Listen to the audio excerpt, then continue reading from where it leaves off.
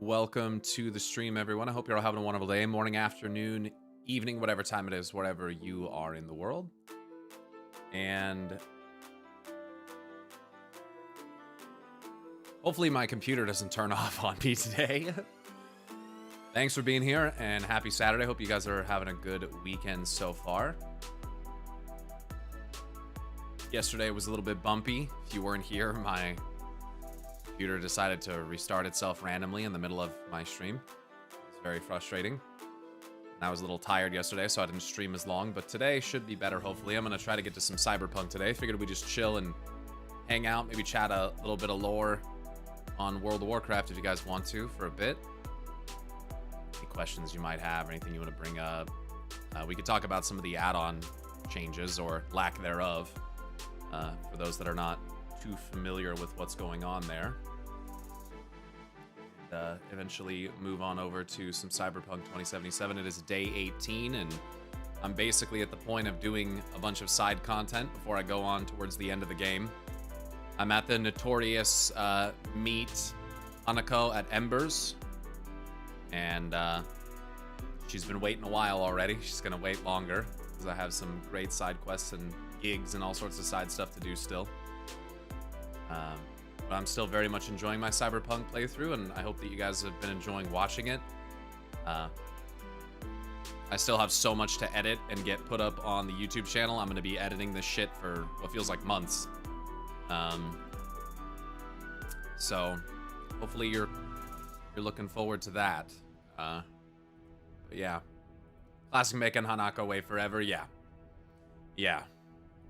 it's pretty typical. What's up, Denmaku? Welcome. Welcome, everybody. I won't be on long anyway. Have to leave for work in 5 minutes. Just wanted to pop in. Well, thanks for popping in, dude. Good to see you. Hope you have a good day at work. It's pyro clock. Jesus. Hope you're having a good day and your computer isn't acting up today.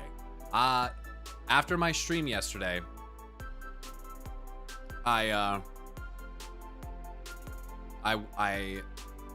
went to the BIOS and set an XMP profile that is supposed to be stable, and I stress tested the computer for 30 minutes. Now, to be fair, this didn't happen until about an hour and a half into my stream, so, you know, who knows if a 30-minute stress test was long enough, but it didn't have any problems. I opened WoW and opened OBS and knocked the bitrate up to 20,000 kilobits per second and recorded for 40 minutes, and it didn't crash, so hoping that I won't have issues today.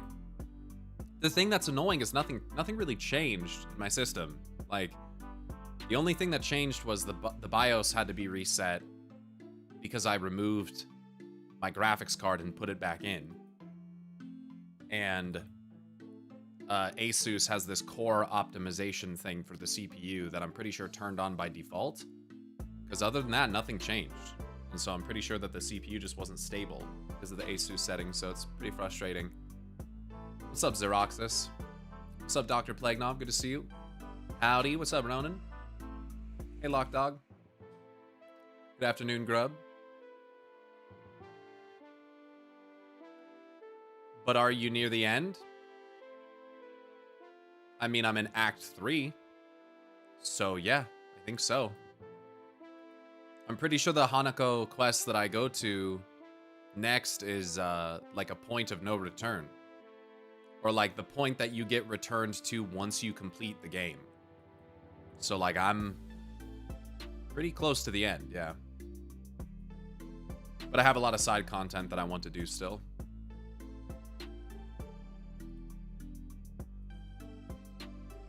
You got to do some sweet pillow talk to it also. That's a must, man. I mean, that goes without saying. That goes without saying. Do you have a game in mind to play after you finish Cyberpunk? World of Warcraft Midnight. It's kind of what I was thinking. Depending on how much longer I stream this for, I don't really know how many more days I'll be doing it. I've got at least a couple streams of side content left. And then the ending, the Act 3. And then I might even stream the other endings try to get some of those. Because we're only a little under a month away from midnight. So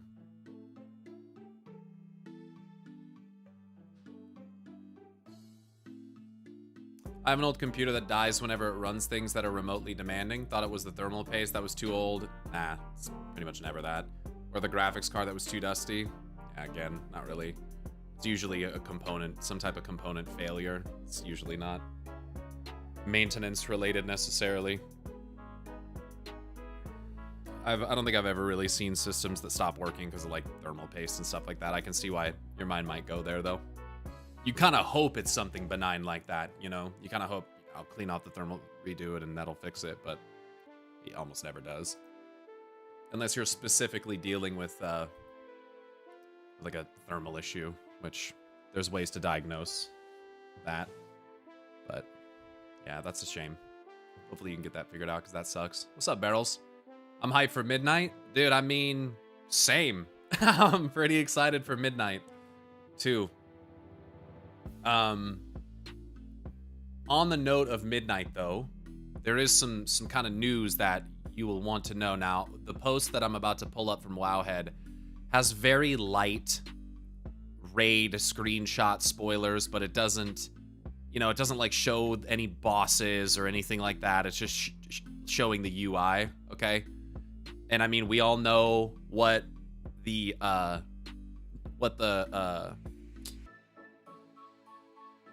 Void Spire kind of looks like, so you can kind of see the floor, but you know, just don't worry, it's not like big spoilers. But this is important to talk about, I think.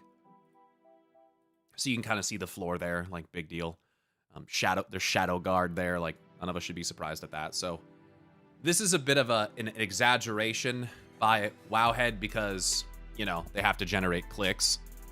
But this says, add-ons continue to provide a massive advantage at midnight despite Blizzard's goals.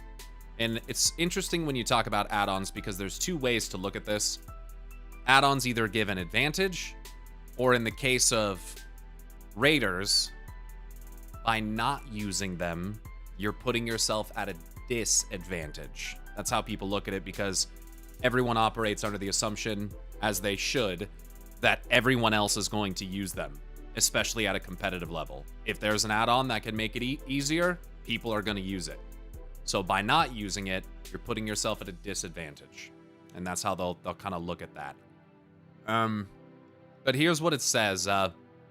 Despite Blizzard's goals, add-ons are here to stay and are just as powerful as before, providing a clear, distinct advantage in midnight pre-patch and beyond.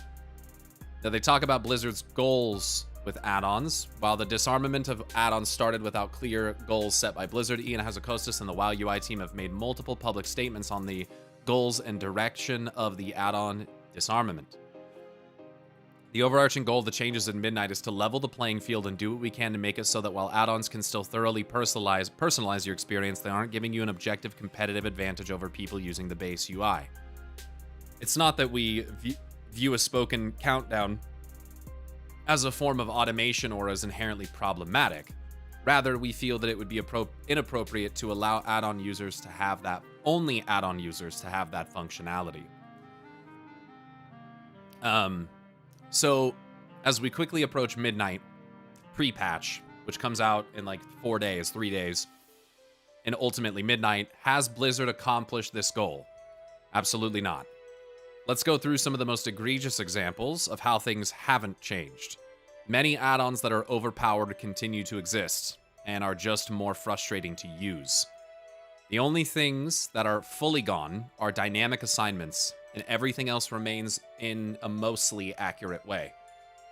Many of the same uses of add-ons can be used by hard-coding timers and durations.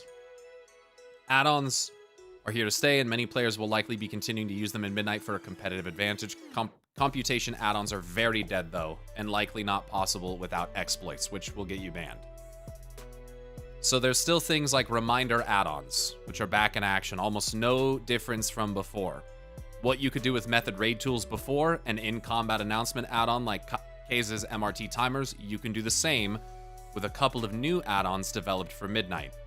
Add-on support for reminder add-ons is continuing and aided by development with Viserio cooldowns, which allows you to copy a note into the game, kind of showing you, reminding you to use things with certain triggers. Almost nothing is changing on this front, and healers who don't like setting up a note beforehand and then having an add-on tell you in-game are likely going to be sorely disappointed. They said solely, but that's certainly not what they meant to say. Want a reminder to press a defensive or hold your offensive CD to save it? You can still do all this and more in Midnight. See, that's one of those things like, just learn to play. Just get good. You gotta have a reminder to press a defensive, learn the fight, get good. You need to hold your offensive CD for a certain point, learn the fight, get good. So it's annoying. I don't like this shit in the game. I want this out of the game. I want people to have to use their brains. One of the add-ons that some raid groups will be requiring is Northern Sky Raid Tools, which has this functionality, and you can see a demo in a video and screenshot below. It's no secret that having reminders will improve your combat performance. Well, unless you can just remind yourself. And the default UI definitely doesn't have this type of reminder system. Right, because actually how it's supposed to work is that your reminder system is right here, in your brain. You know, that skull sponge that sits between your ears and behind your eyes. That's what you're supposed to use. But, you know, I digress. There's also these. Reminder assignments. Assignment weak auras, so to speak, are back. But they're a little different. Hard-coding reminders are the new assignments in Midnight, as the current dynamic assignments are very dead, and these can remind you of important times to soak, based on preset assignments. It outlines a lot of these assignments for the upcoming raids in his video, which I'm not going to look at. These assignments work similar to reminders and can tell you to soak now or go to X. Because again, personal responsibility and raid leading are overrated. Why would you have a raid leader to tell you to go soak now, or remember that at this point in the fight that you're supposed to go to X when you can just have an add-on tell you? Assignment reminders for bosses are going to continue. So instead of a week or a pack, your guild will likely ask you to pick up a new set of add-ons instead. With the philosophy change seen in Season 1 of Midnight, there's not many dynamic assignments, which means these types of assignment reminders, which makes these types of assignment reminders even more useful. Except they're more static. So you shouldn't need them as much. This is like where I don't agree with their interpretation.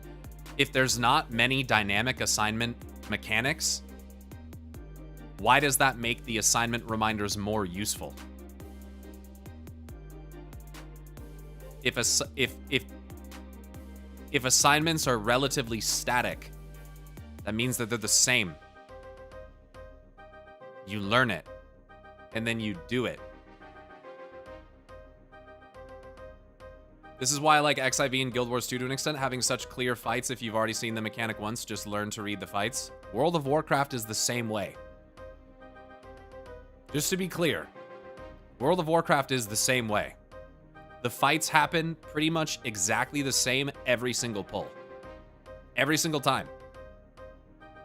It's exactly the same. Always had been since vanilla? No, that's not true. That's objectively not true. There's certainly been bosses and periods throughout history where there has been more dynamically assigned things. But especially in recent expansions, I would say from, honestly, BFA, Shadowlands, probably Shadowlands onward, things have been a lot more clear and a lot more static. I would say especially DF and the War Within. And they've also improved the way that mechanics are telegraphed. There's also just the fact that, like, many players don't play with their in-game sounds on. They just play music in the background. When the boss is actually telling you out loud with its voice what it's going to do. Like, the boss has audio tells. You shouldn't need a weak aura that announces to you what the boss is going to do because the boss is already doing that. But you have to pay attention. You have to actually learn that. But when people don't ever learn the fight and they're just offloading that onto a weak aura to tell them, you're not really learning what the fight is there to give you. You're just kind of like ignoring it to solve it a different way. It's interesting because I was in a Mythic Plus group the other night, and someone was like, yo, one of the last keys we're going to be able to do before they nuke all the add-ons. And I was like, yeah, to be honest, I don't really care. I don't play with weak auras. I don't play with DBM. I don't do that shit. And they're like, yeah. And I was like, yeah, but they're going to adjust the fight difficulty as a result. And they're like, yeah, but then they're just going to dumb it down. And I was like, and that's what your weak auras are doing. You're just doing it you're just doing it instead of Blizzard doing it. Effectively, what are your weak auras doing? They're making the game easier, aren't they? So this attitude that people have developed that Blizzard is dumbing the game down while also not acknowledging that they themselves are dumbing the game down is kind of ironic to me. Seems a little bit misplaced, if you will. And one of them was like, yeah, true. And then it came to the next thing, because you can call it moving the goalposts or whatever, but I think it's a valuable piece of feedback. Someone goes, I just like customizing my UI. I'm like, well, you still can. The day players realize you still can customize says, I am doing your this UI. ability. When they do an ability, the add-on So, problem will be solved. Is it really the customizing of the UI that you care about, or is it feeling like you have more control over the difficulty and understanding of mechanics through weak auras? And maybe it's both. It doesn't have to be one or the other. But I just think it's interesting to get people's perspective on that. Because it's and it's funny because there was no pushback. Once I said to them, like, yeah, you're kind of dumbing the game down with weak auras, they were like, yeah, that's kind of true. it was actually like funny to see, because I was like, I don't know if they've ever thought about it that way, but that's what they're doing. Now, my argument has always been Blizzard should be doing this, but they should be doing it while also making the game easier to understand and less cognitive load. Because ultimately, like, the people that try to say that the game is at its highest difficulty is like what it should always be, and if you don't use weak auras or if you're not in a cutting edge guild, then fuck you. Like, who gives a fuck about those people, to be honest with you? That is a very small amount of players, and it doesn't matter how loud they are, they're still a very small amount of players. Period. Arianara, thank you so much for the 33-month resub. The day players realize every boss says, I am doing this ability. When they do an ability, the add-on problem will be solved. The only thing I used add-ons for was the rotation helper because I play Arcane and it was just too much. Yeah, and they should be adjusting that to fix it, right? In the same way that you want people to just learn it, the people on the opposite side want to play how they want. Obviously, Blizzard doesn't agree, so here we are. Yeah, I understand, but you're going to be okay. They want to play how they want. Yes, but you can only say that while ignoring the fundamental issue that has been proposed. That people that are not using combat add-ons like that are taking the full brunt of fight difficulty, and it has caused Blizzard to design fights with those add-ons in mind, which, frankly, ruins the experience for everyone that doesn't use them. Which is the majority of players, I would imagine. Majority of players are not using weak auras packs from Liquid. There are some people that do. But this argument of just play how they want, you mean not having to actually play the game? Like, what I don't understand about this perspective is why can't you just have the game simplified in a different way? If you're using add-ons to simplify and reduce the cognitive load of the game as you play it, what is the difference between that and Blizzard reducing the baseline complexity and cognitive load required and removing the add-on? At that point, perhaps there's an argument to be made about the customization of your UI. But in my opinion, that's not really what people care about when it comes to weak auras. It's performance. It's performance. not adding weak auras to their screen because it looks good and because they like to customize their UI. They're doing it because it makes the game easier for them. And because they feel that other guilds whom they may be competing against are also going to do that. So you can, I just don't,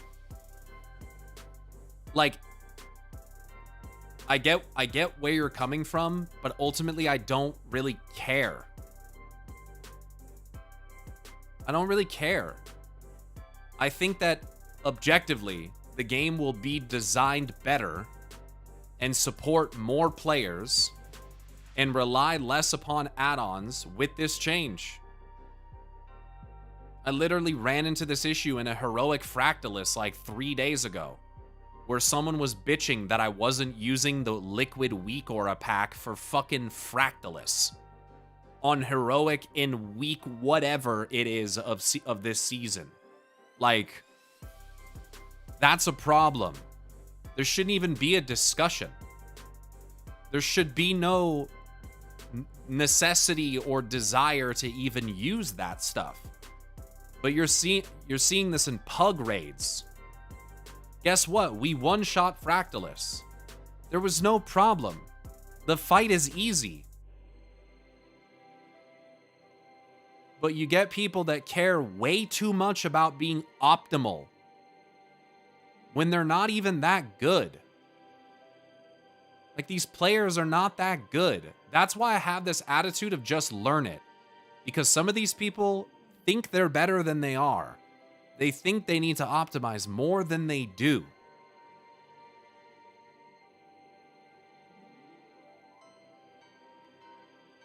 It's very easy to take it and frame it as, oh, they want to play how they want. But when the way that they want to play is inherently detrimental to raid design and the experience of other players,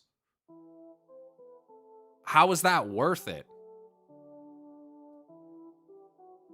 Especially when we're talking a minority of players. That doesn't make sense to me.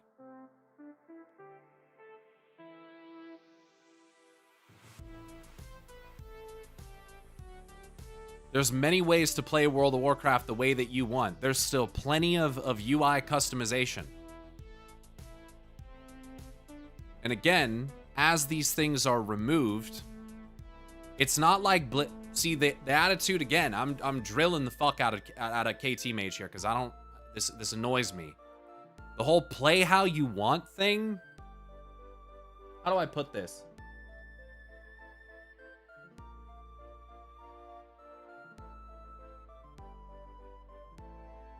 I really don't think that's the issue. I really don't.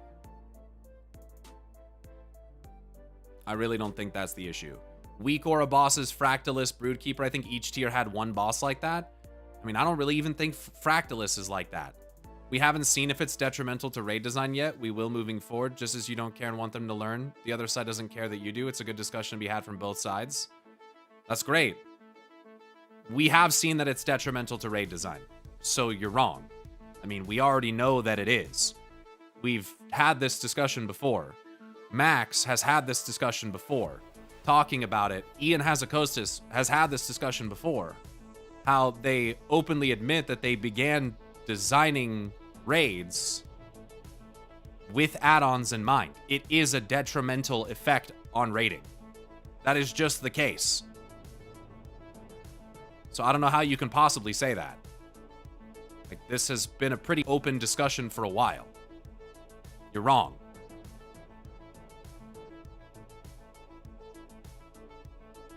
You can mess up a ton of placements and it just doesn't matter. It's this stance you have which made me try to do raids in WoW even if it was just on the LFR versions due to time.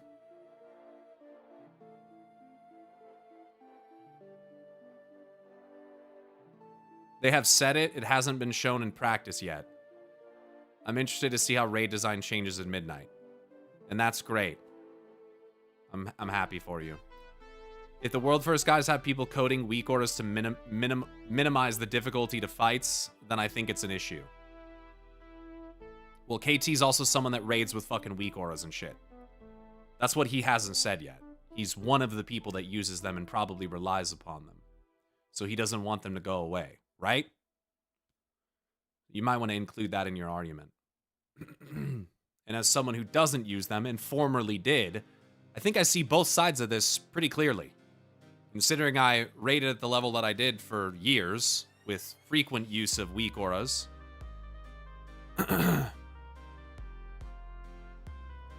I'm more concerned about my QOL stuff, that's all. Why are you concerned about QOL stuff? When we've already been through the discussions of the fact that nothing is targeted at quality of life stuff. Because I like it, it's not being threatened. What QOL that you have is being threatened?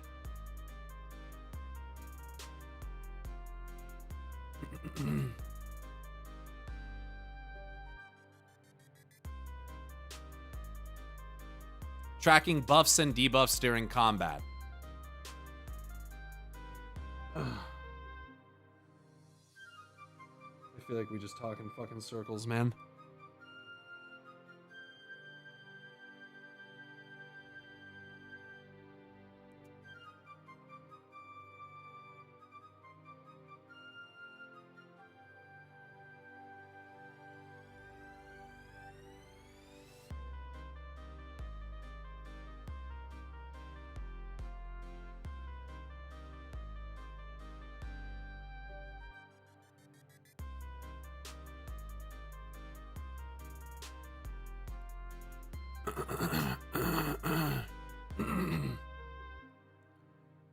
Yeah, I just don't know if I can have discussions about this respectfully with people that I feel like have not actually been paying attention. It's really pissing me off.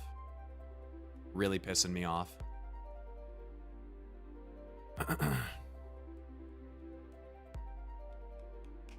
We've had this discussion so many fucking times, man. We have talked repeatedly about how they are simplifying certain aspects of the class. Like, I don't know how else to say this. They are literally giving the tool as a part of the base UI. Has it needed iteration? Yes. Have they improved it? Yes. They are reducing the amount of unnecessary complexity, specifically in the aspects of buffs and debuff tracking in the game. These have overtly been stated as goals by Blizzard. It's annoying as fuck that the position is ignoring that they're doing this, and that, oh, well, we'll have to wait and see. Yeah, you're right. We will have to wait and see. We will have to wait and see. But stop treating it like it's a lost scenario before knowing that it is. Yes, we will have to see how the implementation goes. Yes, we will have to see how fights are adjusted. I'm not going into it with bad faith, assuming that it's gonna be trash.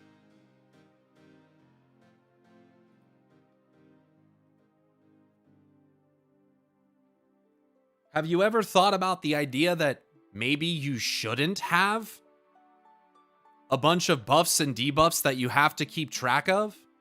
Like, you're literally being given a problem by the game design, a detrimental aspect of the game. The way that buffs and debuffs are displayed, especially in the case of that fucking mess next to our minimap, and then saying that the right solution to it is just having weak auras that provide the information in the correct way to solve for an inherent flaw of the game. And for some reason, there is resistance to the idea of Blizzard solving it. Ultimately, what I think this is you not trusting Blizzard to solve the problem. Let's just call a spade a spade. You don't think that they're going to solve it. You don't think that the way that they implement the solution is going to be one that you enjoy. Just say that.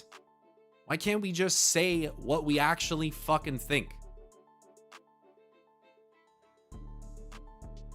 I could agree there. I know! I don't think I was denying that. You're not saying it either. You're not saying it either.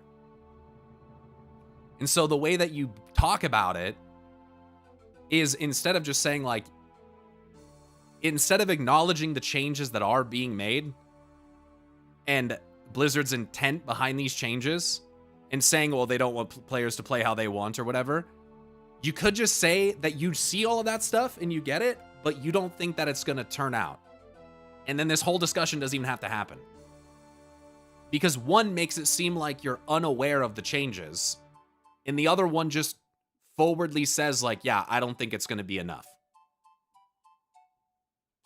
Like, hopefully everyone here can see the difference between those two things. One of them is just being honest and upfront and like acknowledging the things, and the other one is kind of acting like they're not there. And so for the people that are aware of what is there and the changes and what they've said and all that, it's very annoying. Because it makes it seem like you're not paying attention. That's where my frustration comes from. Anyway.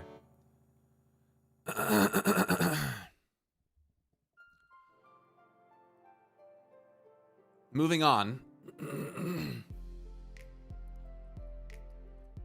Instead of a week or a pack, your guild's probably just going to ask you to pick up a whole new set of add-ons instead.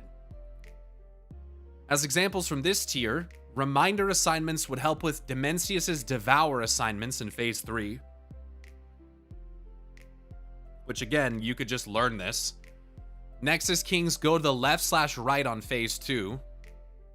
Again, I think something that you could just learn. Soul Hunters soak ire from person. That's probably more reasonable, I would think. Araz's soak now or CC now. Again, things that you could learn. But again, maybe this stuff is too difficult. Maybe it's too hard. If we have to use weak auras to solve these problems, or to hyper-optimize it, maybe it's too difficult. But here's the problem. If you're not using weak auras, it's more difficult for you than people who are.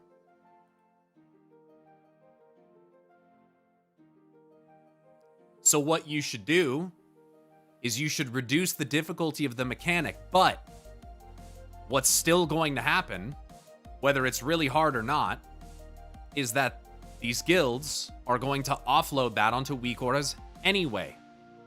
Any time that they possibly can, they're going to do it. So that it's going to be easier for them. It is going to be easier. The solution is making mechanics like this less cognitively intense and removing the thing that allows them to do it.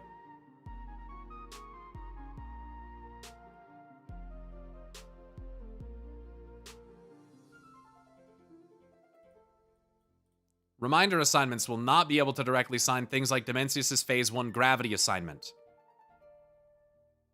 Which I feel like these are such high-level, cutting-edge things that it doesn't actually fucking matter.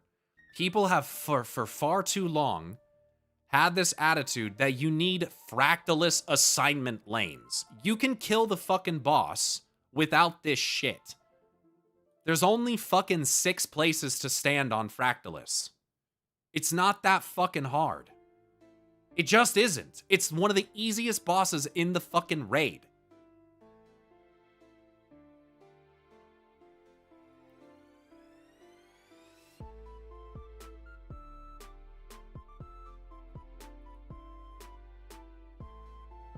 Let me use rally racing as an example. One of the things that's cool about rally racing is it's a team effort, right? You've got a driver and you've got your navigator, your spotter, whatever the fuck they call that guy that sits in the passenger seat and tells you what speed and what the turn is like and all that stuff. It's a team effort, right? So they work together to handle the entire cognitive load of driving because one person can't do it alone. One of the core aspects of rally racing is having that person in the passenger seat performing that role for you. It's like a really integral part of the sport. Now imagine if instead of working together as a team and handling that cognitive load together, they just replaced that guy with a digital navigator who did the exact same thing, but flawlessly. Most of them are pretty flawless, but flawlessly, and removed an entire aspect of that. I feel like in many ways, that's what Weak Auras does. The base game is having the driver in the seat next to you. With Weak Auras, working together as a team and working out assignments and communicating and sharing that cognitive load, we instead offload it to a program that will effectively do some of that for us automatically. And does that make it easier? Yes. But does it also potentially dilute the integrity of what you're doing? I think it does. I think it does. I think an integral part of Rally is having that person. That's been around the whole fucking time. It is a team sport in this way.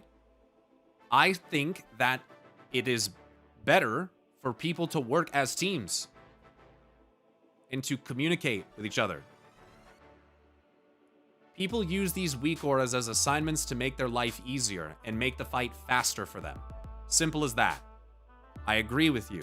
The entire raid can be done without anything at all. Every mechanic was simple enough and very self-explanatory on what you need to do, but people use these assignments just to progress the fight faster. Yes. Yep. I agree. These fights are not impossible without these things. That is a fucking diluted attitude that people have come up with. That is delusional. That's not true. You can do all these fights. Might it take you longer? Yes. Yes. And if Blizzard makes these changes and these fights take longer, then they could make adjustments to get the pull counts into a more reasonable range where they want them to be by adjusting the base difficulty of the fucking fight. But these Weak Auras are not making the fights possible. They're making them easier and faster. Because when you raid in a competitive cutting-edge guild, that's what you care about. What did we rank on the boss? How did Temerity do versus our guild? How did Vodka do? How did SPK do? Back in the day, how did HIJ do? How did Midwinter do? How did these guilds perform in relation to us? But the thing is, you know that they're all using Weak Auras. Sometimes there were groups that had Weak Auras that others didn't. Custom Weak Auras that people would have to find ways to get their hands on because they weren't widely available. They weren't on a wago.io link. They weren't on a Pacebin link. They had to find someone in that guild and convince them to give those Weak Auras over. There have been times in the past where people have had custom Weak Auras that give them an explicit advantage. Archimond is a fight that comes to mind. Right? So ultimately, if you have to spend, like, I'll put it this way. When a raid comes out and it's got 8 bosses, I don't think that it's normal that those bosses are killed in 7 days, or even 14 days. That's not normal. Even your average higher end mythic guild is not killing Dimensius for like 2 months, if not longer sometimes. What you see from Liquid and Method and Echo, not normal. Not even remotely fucking close to normal. The amount of split runs, the amount of gold synced, the amount of Mythic Plus that they're doing. Not normal. Most guilds are not killing these bosses in that amount of time. So don't use them as a standard for what you need to do to clear the raids. Ultimately, it's okay because this content is meant to stay around for months at a time, to take a while to kill the fucking boss. It's designed to be difficult. I just think it would be better if it were equally difficult for everyone. And I think that's more important than being able to play the way that you want. It should not be more difficult for one guild than another because one guild decides to use external tools in order to accomplish a faster kill. The playing field should be level. There should be no advantage by using Weak Auras. That shouldn't even be a thing. The fight should just be the fight. This is why you see, I think, more competition and more, in some cases, more compelling races in games like Final Fantasy XIV. Because the use of add-ons is strictly prohibited. It's not allowed. It's against the rules. And the fights are designed in a way that everyone is on an even playing field with them. That's how it should be. In World First guilds, they all do shit to uneven the playing field. Any advantage they can possibly fucking get. But guess what? Everyone else is not in those guilds. So the attitude that perpetuates through the community of the necessity of add-ons and stuff is literally made the fuck up. It's literally made the fuck up based on what they see these guilds who finish the raid in 2 to 3 weeks doing. At the literal, the most elite, insane fucking level. And if the argument is that taking away weak auras is going to make it harder or reduce QOL, which I'm going to be honest, the tracking of buffs and debuffs is not quality of life. That is an inherent, very integral part of combat. That's not QOL. The game needs to be designed better, period. So what people like me are asking for is that's what Blizzard does. They design the game in a way that provides the information for you in a concise and meaningful way without having to get add-ons to accomplish it. It honestly almost kind of blows my mind a bit that people are effectively, whether they realize it or not, making excuses for why Blizzard should just continue to design things this way. Because, well, they have a solution with an add-on. And we have this culture, which many of us don't like, that as soon as you download WoW, you got to get all these add-ons. You got to get this, you got to get that, you got to get this one. Here's this weak aura pack. You got to get all this stuff. Why? Well, because it needs it, right? But instead of allowing Blizzard to fix the issues so that it doesn't need it, people are now being resistant because, well, I don't want my thing taken away because it makes the game easier for me. And let's be honest, tracking buffs and debuffs, again, that ain't QOL. That is performance enhancing. It is. It is. Having something that takes buffs and debuffs and puts them in a more concise and clear way in the middle of your screen is an advantage. That's not quality of life.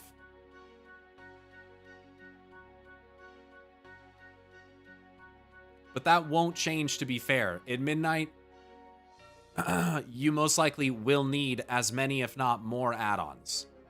Unfortunately, that is the way that it's going right now. That's actually what this post is talking about. That yes, there are certain things like weak auras that aren't going to work. But instead, people are going to want you to download more. It's not just going to be importing a weak aura.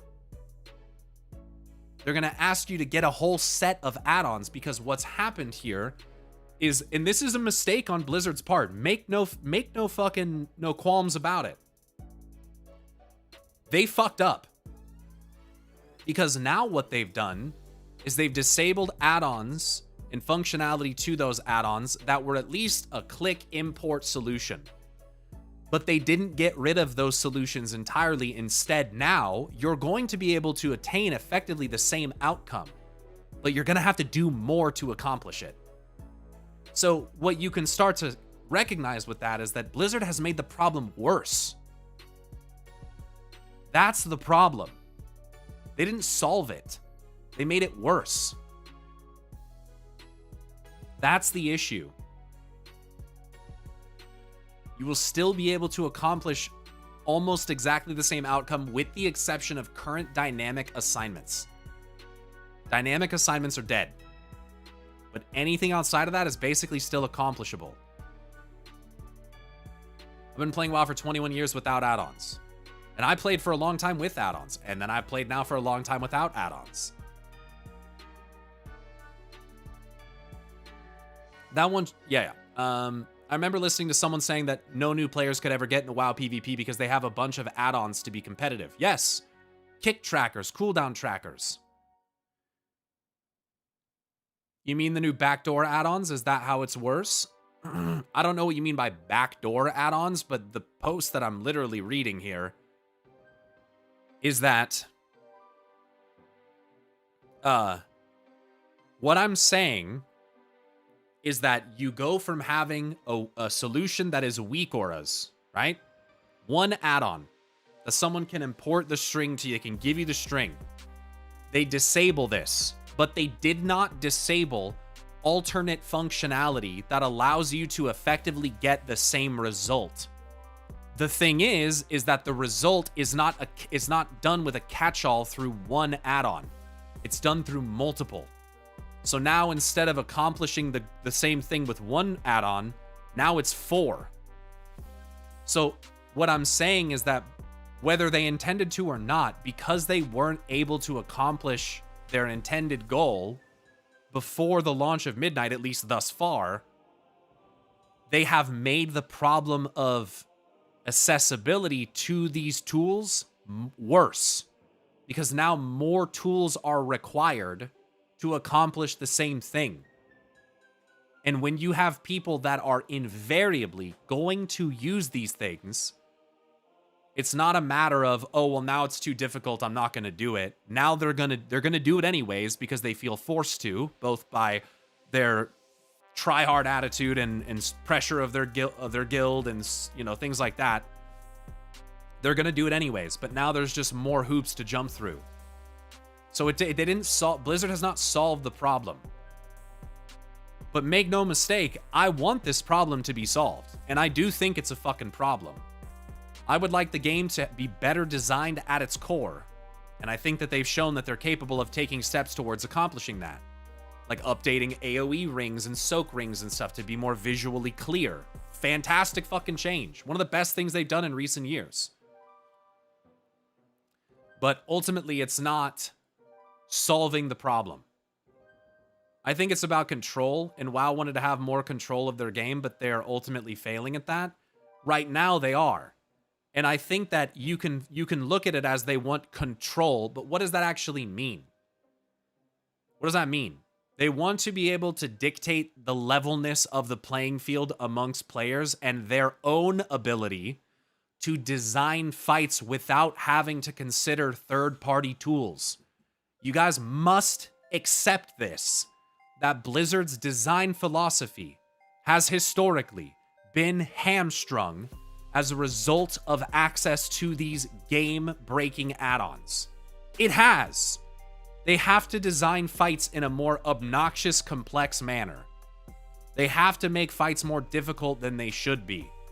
They have to have layers of procs and responses to procs. That's why the classes are bloated and feel like they have... You got one proc doing this and one proc doing that and this proc going here and interacting with that one, and now you got 6 fucking procs that all affect one fucking spell.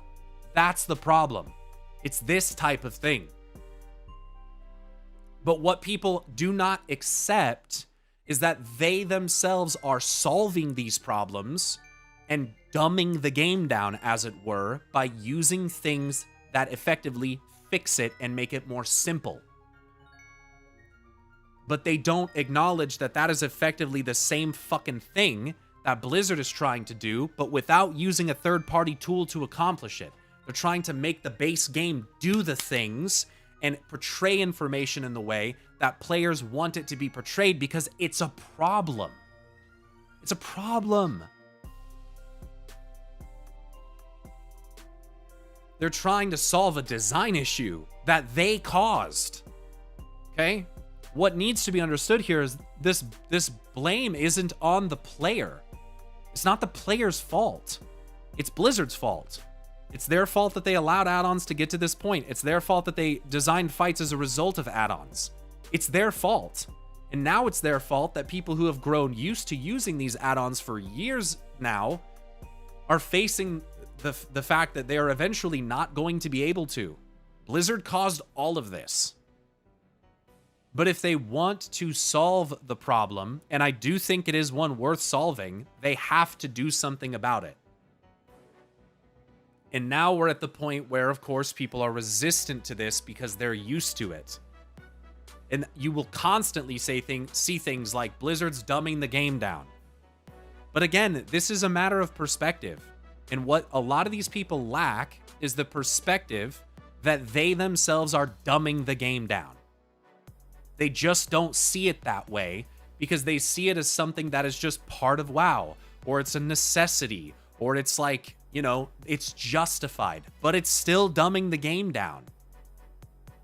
At the end of the day, this game is not, I don't know, it's not like an esport. It's just not that competitive, even at the highest end.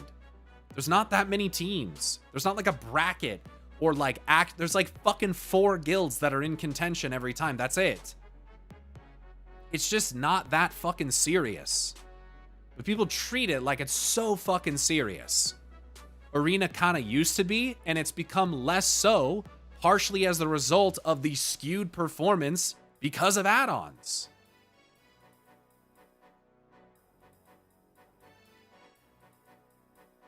I mean, add-ons, in my opinion, you shouldn't have any add-ons in PvP. Like, none. Like, literally none.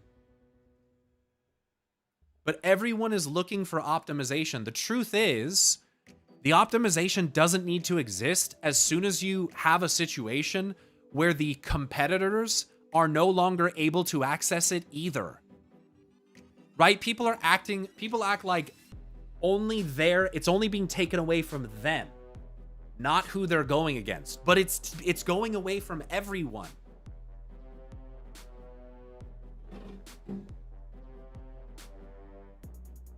And unfortunately, as it stands right now, people that don't use them are already at a disadvantage, and they shouldn't be. The game should not be designed in such a way that using third-party tools gives you an advantage. It just shouldn't, because then people's solution is, we'll just download them and use them. You shouldn't have to. You shouldn't have to. It's like, imagine playing League of Legends with add-ons that shows you what your enemy CDs are on their abilities. Yeah, like, what the fuck? Just learn the champion.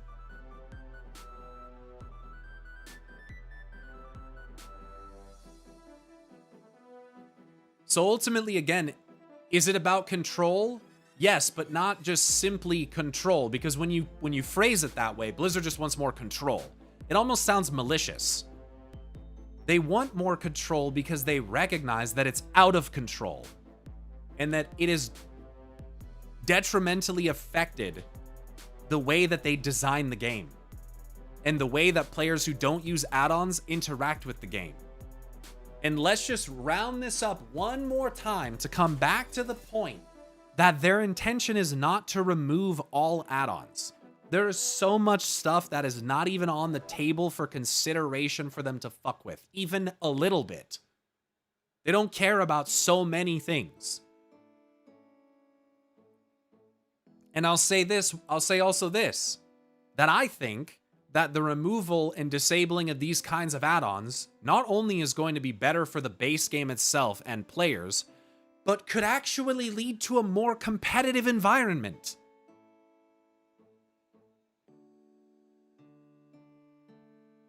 Because competition is better and more genuine when everyone is on the same playing field. When it's level. And this is why I have a bit of an elitist attitude. It's funny, because as someone who's not in like a high level guild, I'm a bit of an elitist about the fact that, if that's what you want to call it, that I don't use add-ons. I'm very proud of that. I'm proud of what our guild has been able to do and what I've been able to accomplish as a raid leader, even without using any add-ons. I don't even fucking use DBM, but I actually learn and memorize fights. And I'd be lying to you if I said that I didn't feel a little bit of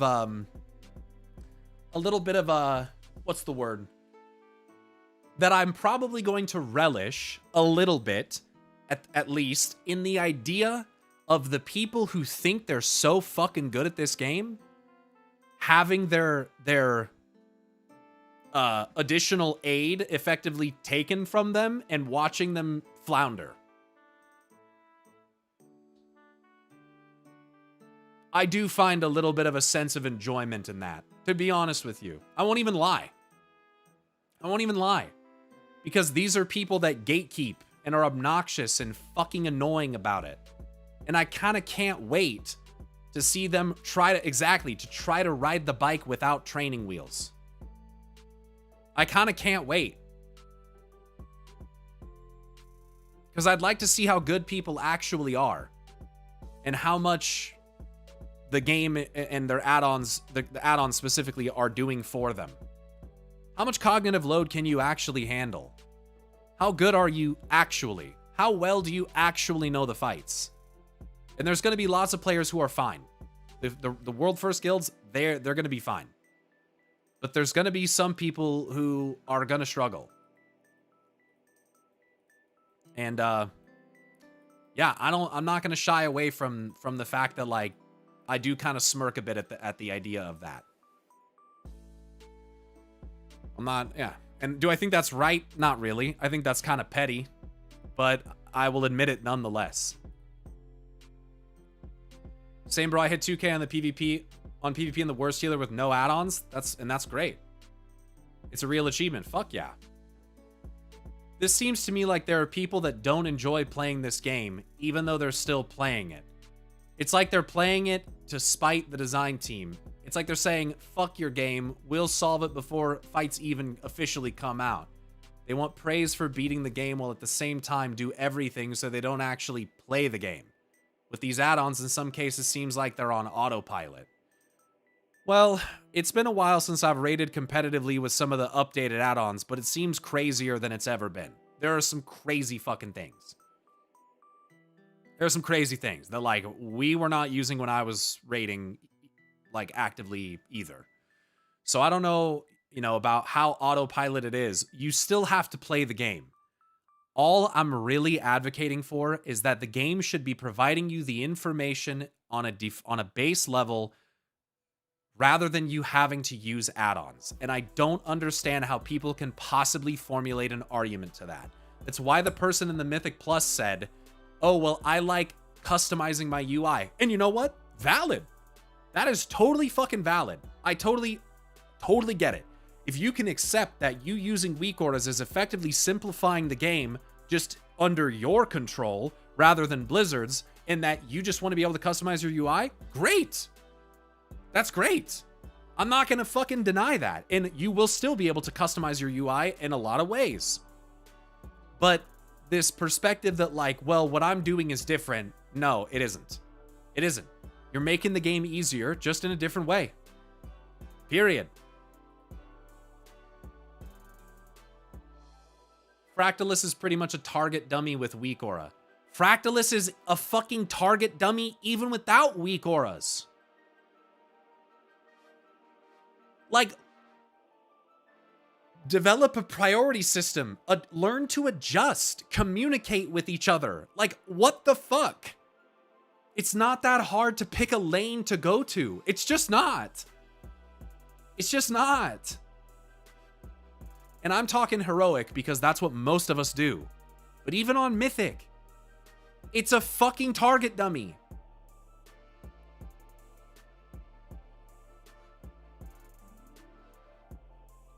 What's kind of boring with this change, though, is that we'll get all information for a fight, and in our guild, we kind of just wing it to see what's going to happen. But in Midnight, we'll have everything from the get-go. No, that's not the case either. I'm not sure where you've developed that view from. That's not... How is that the case? What do you mean you will have everything from the get-go?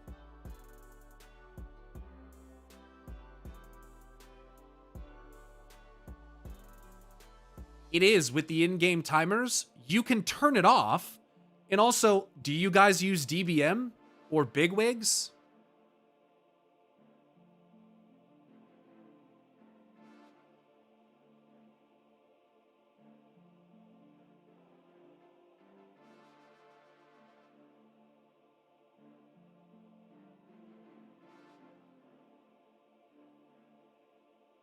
Do you use DBM or bigwigs?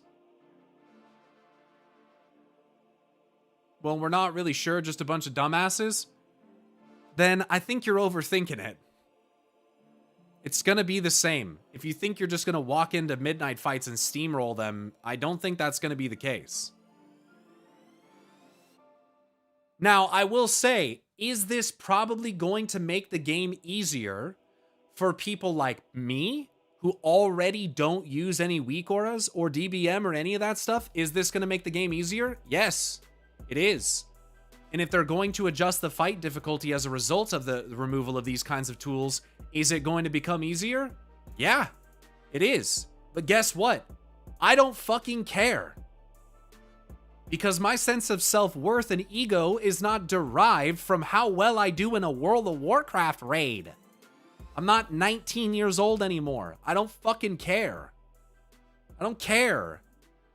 We kill the boss. We're a bunch of fucking lore nerds who sit around and talk about titans and old gods and shit all the time. Who fucking cares? Let it be easier. It probably should be easier. I don't give a shit. I don't care. I fucking hate playing these classes that have 17 fucking procs and 15 different passives that all interact with each other for some horrific fucking mess of a goddamn class design. It's fucking terrible. It'll be too easy is using weak auras to make it easier already. Right, but what I'm saying is that if the neutral position is how it is now, and Midnight is the lower difficulty... Actually, hold on a second. Does that logic actually work?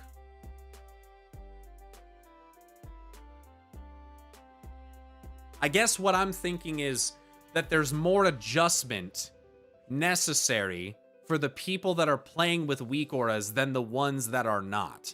Because the game will, in a way, become harder, but also become easier. For someone like me, it's just going to become easier. I'm not losing anything. And so I will admit that, yes, I do, to a degree, selfishly advocate for my position. I'm not going to deny that. But I also think that in the long run, this will be better for the game. And it will be better for players. And it will be better for the race to world first. And it will be better for PvP. And it will be better for class design. I just think it's going to be better. And I am not going to carry around the attitude that until I see it with my own eyes, there's no way that it's possible. I have a level of optimism that it is possible and that they will accomplish it. I understand why people are pessimists, but it is fucking exhausting. It is so exhausting.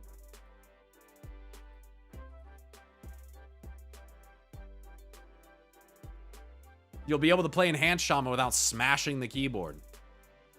Didn't know that you were able to disable it. Yeah, all these things will be optional. You can turn off your DPS. The DPS meter's gonna be great. It'll actually be like built into the game. It'll be less demanding. Hopefully it'll cause less lag. I think that'll be great. I think it looks pretty clean too. I like it. So I'm looking forward to it.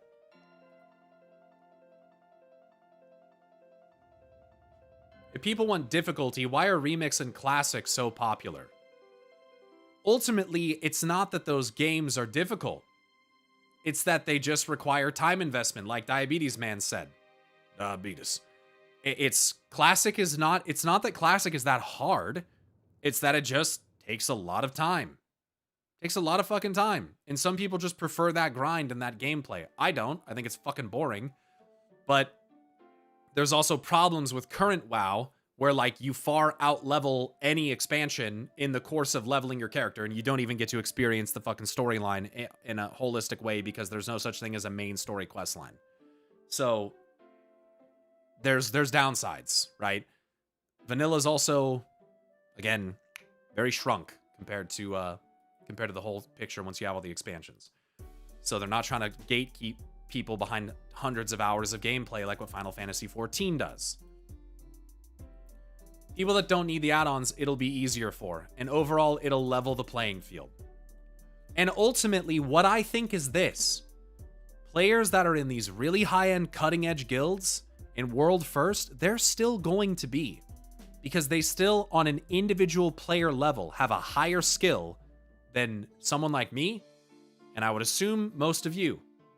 They still have great leaders like Max, right?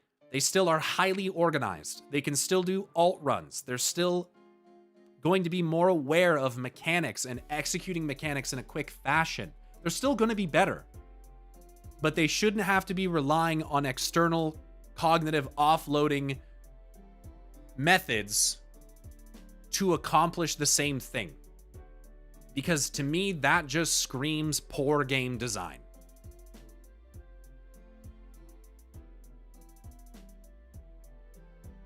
This is a horrible analogy, but I'm going to say it anyways. It's almost like if you were to tell people that you're going to be making a change to like the economic system that will allow... Maybe this isn't a horrible analogy. Let me think about this.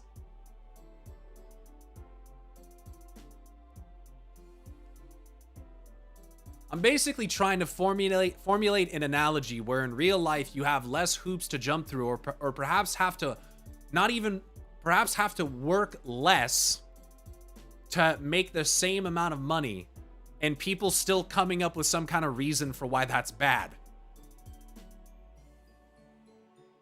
Like, oh, it's going to make my life easier and reduce the load that I have on myself. Well, but I like to work fucking 60 hours a week. You know, that's kind of how it feels. It's like, holy shit.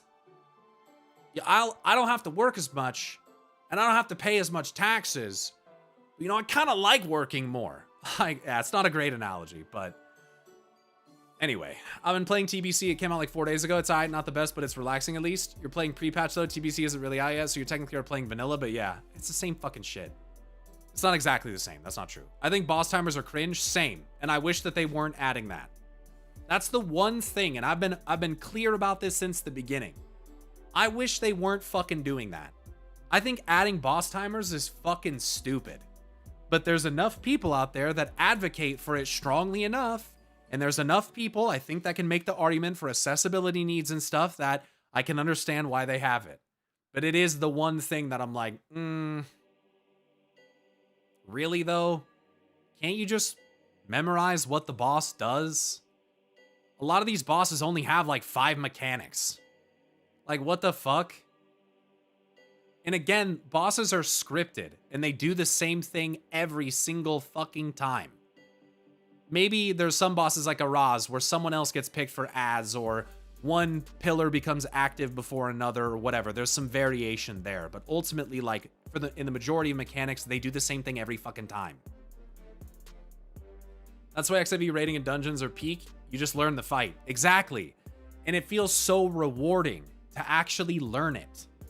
And I'd be willing to bet you that, of course this is going to depend on who you're asking, but that people that don't use add-ons like myself, I bet you that I retain the mechanics in the order in which they happen better than people who rely upon DBM and bigwigs and weak auras to tell them what to do when mechanics happen.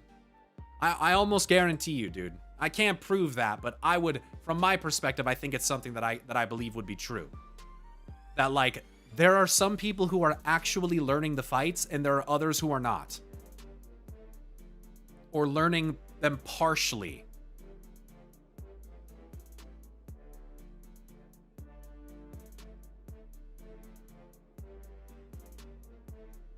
I think the best way to script mechanics is based on boss HP or something the players do rather than a timer. Perhaps. Perhaps. Sometimes, I mean, timers work. I don't understand why boss timers are even needed. If you can just design bosses to have better fight language like XIV does. Boss animation, sound effects, consistent markers. WoW already has that. That's the thing. You don't need boss... That's what I'm saying. You don't need them. Even right now, you don't need them. The bosses are already designed in a way that you don't need them.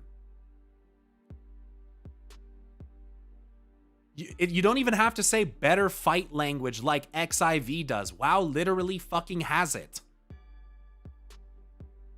They have clear animations. They have sound effects. They have voice lines. Fucking in some fights, the music changes. It's not inconsistent. That's the thing. It's not. Anyways, to read more of this, they're probably just going to ask you to pick up a whole fucking set of add-ons instead of weak auras. However, there are ways that you could use reminders to help with some of them, such as reminding all players where Nexus King stars drop in Phase 3, but it would show every time, even when you don't have the star itself. Because asking people to remember where to drop the star is too much, right? And if it is, why? Why? Is the mechanic itself too cognitively intense, or are players having to focus too much on things like their rotation and procs on their class because the classes are too fucking complicated and over fucking bloated with procs? Where is the cognitive load dispersed to? Where does it exist? Because if you can't remember where to put stars, that's not that much to ask, in my opinion. It's really fucking not. So, again, this type of stuff gives the impression that you need add-ons to solve these mechanics. No, you don't. No, you don't. But if you want to kill it faster, if you want to kill it in a more optimized way, then yeah, you probably would want to use them. And there's this conflation in the WoW community between optional and necessitated. And people way too much take something that is optional and make it out to be a necessity. Way too much. Especially in the case of fighting scripted PvE fucking bosses. There is way too much of an attitude around the idea that they're required. That it's not possible without them. It's fucking horseshit. WoW has it and everyone ignores it to listen to a truck horn blasting. Oh, I can't wait for everyone to realize just how much they suck at playing. I get it. There's additional boss help. There are other aspects that are not directly related to reminders, but just showing information in a different way that makes it more easily digestible. Again, Blizzard should be doing this themselves. This is on Blizzard to solve. If they cannot solve it, and we do not have an alternative, and they're going to disable things, which they're going to allow this, then they need to make the fights easier. The scale of difficulty has to be adjusted in some kind of way. If you're going to remove the thing, you have to make up for it in some capacity, unless it's literally a cheat or an exploit. So each of the 6 adds, for example, each of the 6 adds on a mythic boss has between 0 to 5 stacks of a buff that shields them. When one ad is interrupted, the rest lose 1 stack. This means that you're supposed to interrupt all the ads in an order, and this add-on is definitely very good for identifying that order.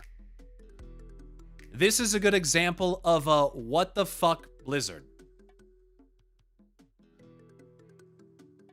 What is this mechanic? Because as it stands right now, not to look at let's actually get out of that because that's a bit of a spoiler.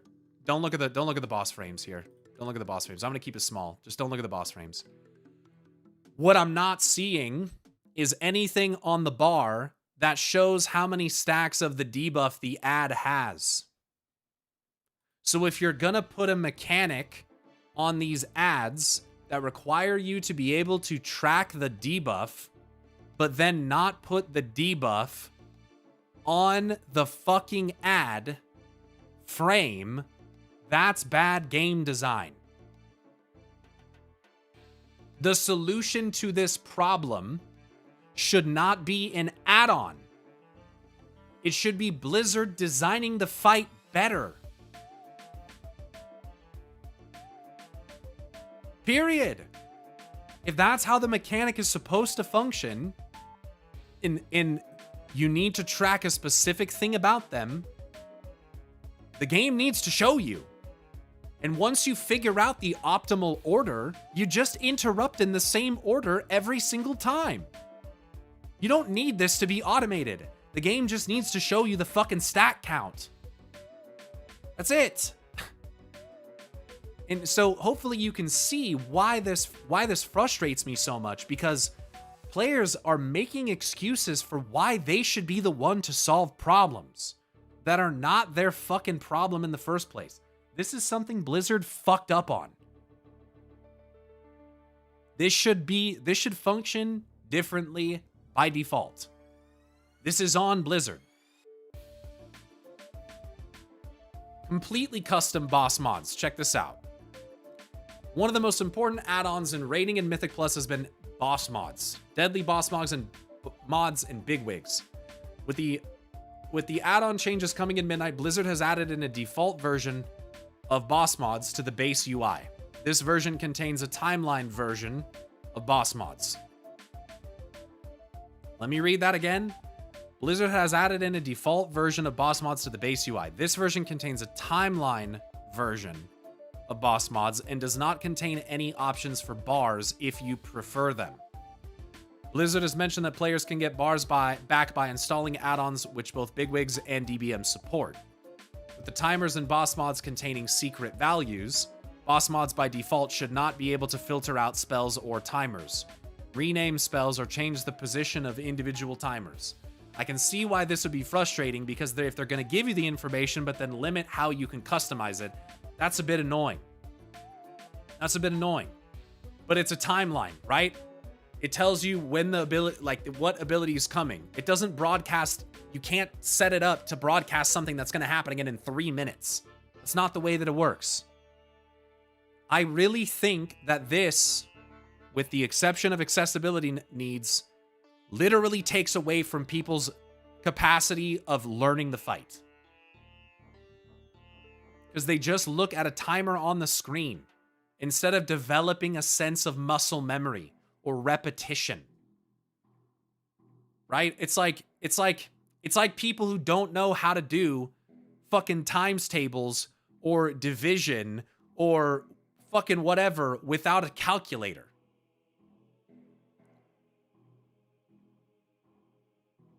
Because what if you're ever in a situation where you don't have that?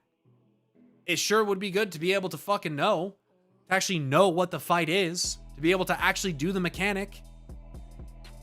Or Blizzard adding in proper visual or audio cues. There's a lot. This is the thing. There is a ton. Like, I have no boss mods, and there's still announcements on my screen that tell me when things are happening. Or driving, depending on a GPS, to get around. Sure. Can it make it more efficient? Yes. Is it potentially ruining how well you know the actual base mechanic? Yes. And now, what is the reason for them to develop proper cues for bosses when they have this timeline in the game? See, I don't agree with that logic. I'm not going to make the assumption that they're just not going to make boss cues, because what the fuck? They have for a long time. They're going to continue to, like, what are these assumptions? Like, oh, there's a timeline. Now they're not going to make actual boss tells. Like, what? Yes, they are. Yes, they are. Like, why would they, God, man, this like cynical, pessimistic assumption that it has to be degraded in some other way. I just don't get that. I just don't get it. Why the fuck do you think that?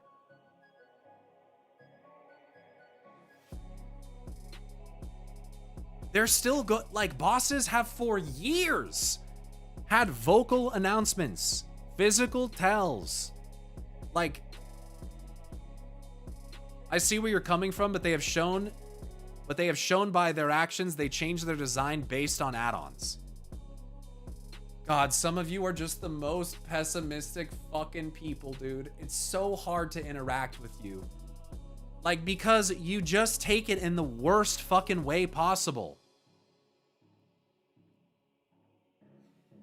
It's so exhausting.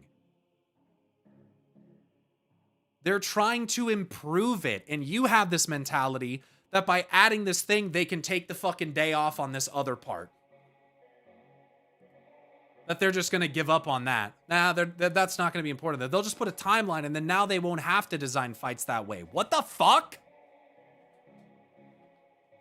People have been using bigwigs and DBM anyways. think you misunderstand me? I fucking hope so. I hope so, because what you're saying doesn't make any goddamn sense. To me, it sounds like you're saying because they are putting the timeline in the game, that they're not going to concern themselves with portraying mechanics, tells, and stuff like that adequately in the game because people are just going to rely on the timeline. Is that not what you're saying?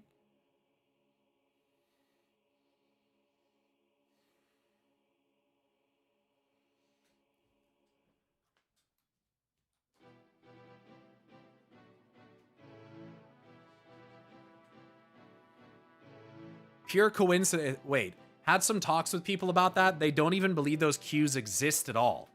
They're completely oblivious. Gallywix was a good example. Literally every fucking raid fight in the war within Brutal Claw. Does no one remember that? She says that every time she tank busters. My children, my spawn must feed. Ads are spawning. It's literally every single fight. Chewing slowly is good for digestion. Literally every flesh is made for cutting. Every single fucking boss. Every single boss is like that. Every single one. Giga zap. Even in dungeons.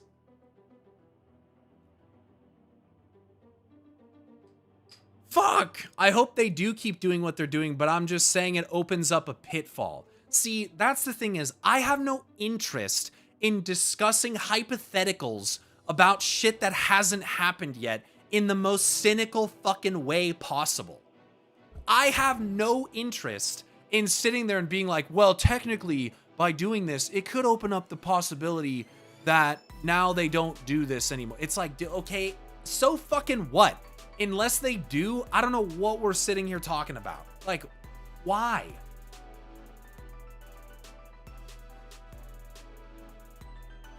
Why? Why? Even KJ in the raid says when he uses every ability. It's been this way for years. People doing everything they can to avoid seeing or hearing what bosses are doing.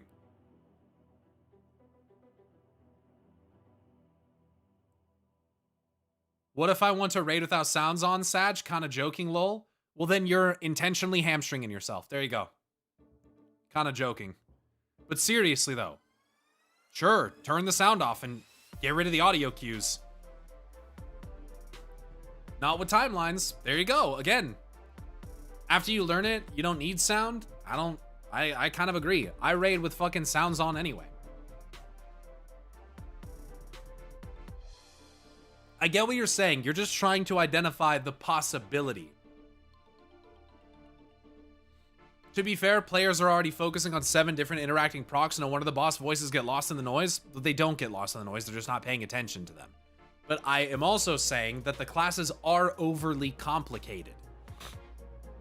It's like obnoxiously so. There are way too many overlapping procs and passive interactions. No, I'm not arguing that. That is something they absolutely need to fucking fix.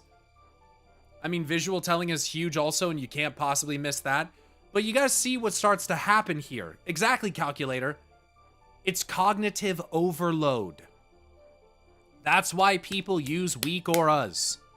Because the game is not designed in a way that you are able to reasonably handle, especially mythic level mechanics, and executing at the highest level as you can simultaneously. But you can't change either of those things without morons saying that they're dumbing the game down. Because they don't understand that by using weak auras, they're already dumbing the fucking game down. That's already happening. They're already doing it. They just don't like it when Blizzard does it. Because this is what people do.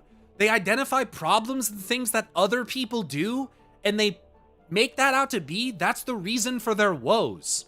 You know what people are largely very bad at doing?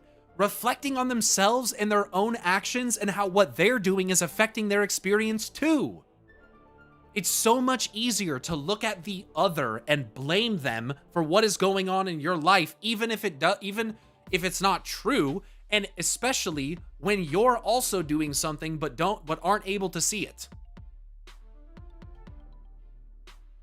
People are so fucking bad at taking accountability for what they're already doing. That's why these fucking morons on the internet think that you're never supposed to apologize about anything or take responsibility for your actions. It's why they can't see that they themselves are already dumbing the game down because it is too complicated. It is too complicated. If it wasn't, they wouldn't be using fucking weak auras. We wouldn't be using this stuff. You shouldn't need a weak aura to track your resource because the game should just do it for you. There should already be something. The fact that I had to make a weak aura to track my fucking icicles when it's a fucking absolutely necessitated part of my rotation is insane. I literally need to know how many stacks I have at any given time, and it is not always consistent, mind you, in order to know when my next cast is going to be Glacial Spike. Because the little icicles over my head is not enough. I can't sit there and stare at my fucking character the whole time. I gotta look at other shit. And I try to keep a rhythm and a cadence in my head, but it's not enough because I'm doing that while raid leading, while doing the mechanics myself, while trying to stay alive. It's too much. So I have no qualms. I have no issue saying that I'm okay with the game being made more accessible and easier. I don't fucking care. I don't care. Because again, my ego and my sense of worth and skill as a gamer is not predicated nor dictated by how I perform in my heroic raid, in my optional fucking 3 out of 8 or 4 out of 8 mythic raid. Who fucking cares? Who fucking cares? Llama Commander, thanks for the 9-month resub. Appreciate that. I'll be lurking. Sick. Sick.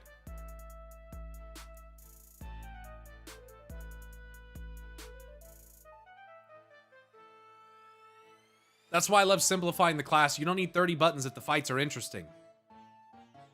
Yes, and removing buttons isn't necessarily the requirement. I'm saying necessity a lot.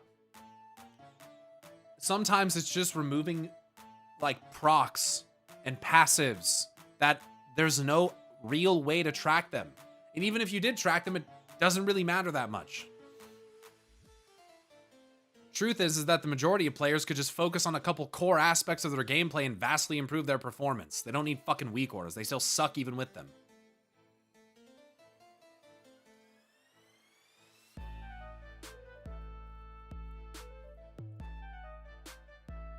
How am I supposed to hear boss callouts during Breakin' Benjamin's classic Diary of Jane?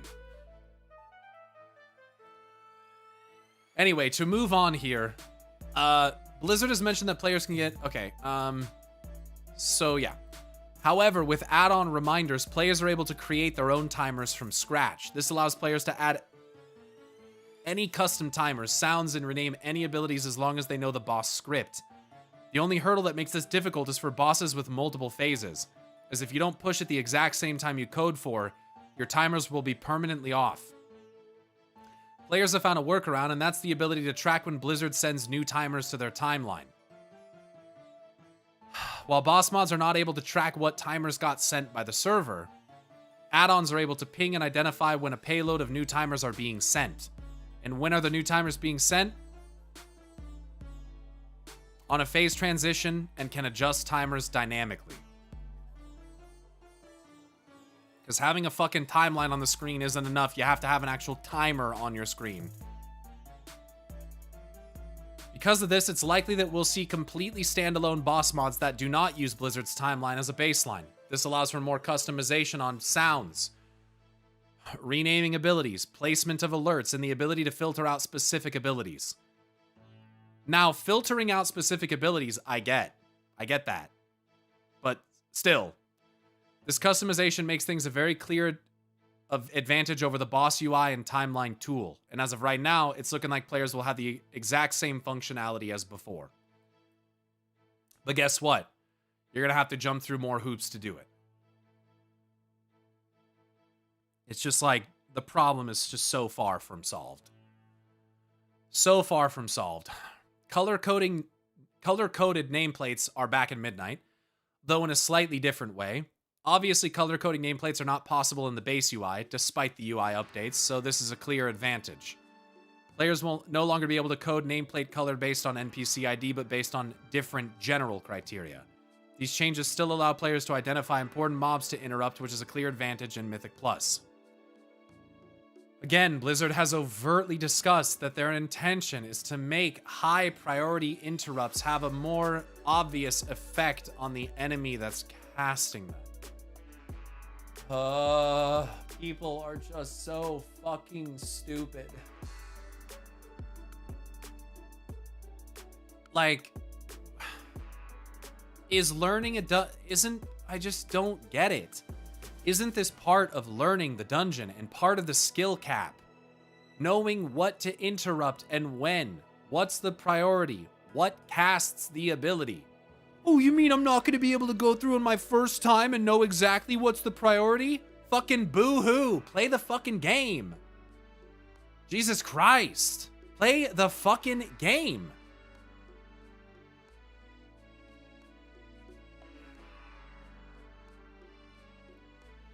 Additional spell and item tracking. While weak auras are being removed in Midnight, players have found a special way to track the cooldowns of their own items and spells in a weak auras-like way. Especially for an item or spell that's not tracked by the cooldown manager, and that is a downside, like trinkets or something. Take your 5-minute potion cooldown or trinkets, for example. I mean, they are on your bar. If you wanted to track the cooldown of this, there's no way to do so using the default cooldown manager. Except you can put it on your fucking bar!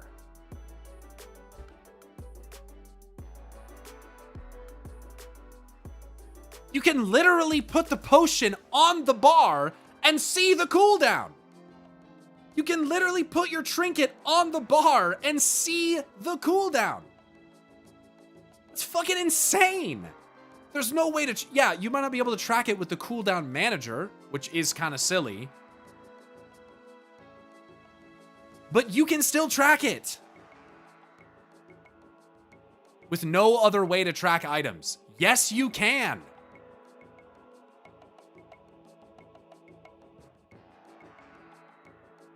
Pretty sure you can open your inventory and see the cooldown there, right? You don't have to do that! Drag it to your fucking bar! You can literally take bar 8 and make it 2 things and put it right there and make it big and put your fucking potion and your trinket right on it and it'll tell you the fucking cooldown right on the fucking bar. You don't even have to open your fucking bag. It's right on the bar next to all of your other abilities. Just treat your potion and your trinket like a fucking cooldown and put it next to the other buttons that you press that are cooldowns. Whoa! Jesus Christ, people are so fucking helpless, dude. Why are people so helpless to fucking solve problems? What the fuck? There's only one fucking solution. Gotta have a fucking weak aura. Can't look at the bar. God, dude, it's so insane.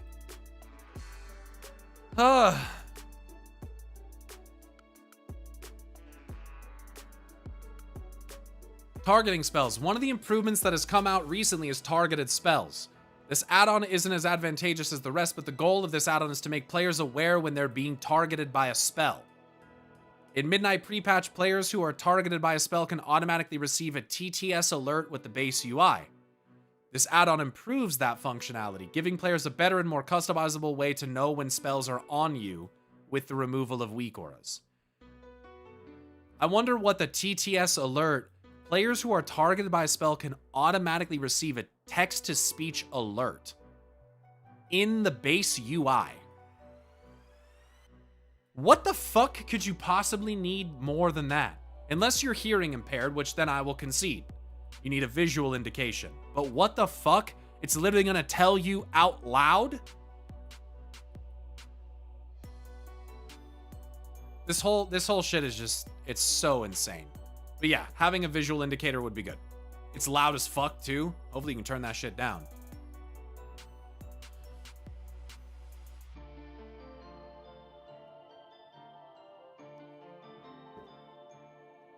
Fucking add-ons, man. And Blizzard is just not making this any better. They replaced the actual spell name with Soak or Frontal. Yeah, dude, again, none of this is really the player's fault, but they also do not seem to understand like why this is important for Blizzard to do. Let's see the comments. Oh, Christ. God. I wonder why. Almost like nobody gives Blizzard the room to make good decisions, and instead just keep yelling and complaining because they cannot adapt. Additionally, a good chunk of this article was what Blizzard intended. The only part that they will most likely restrict is reminder assignments.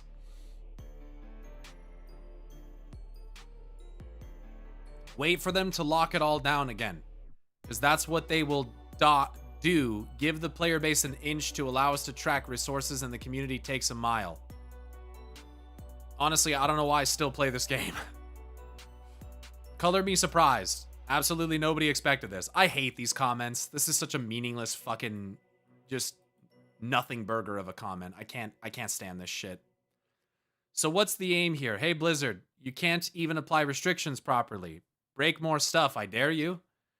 Like, sure, pointing out alternatives is one thing, but this reads to me just a touch antagonistic. Perhaps. I wonder why. Almost like the one making the decision were incompetent in the matter, leading to Blizzard shooting themselves in the foot. Lying about how it would work out.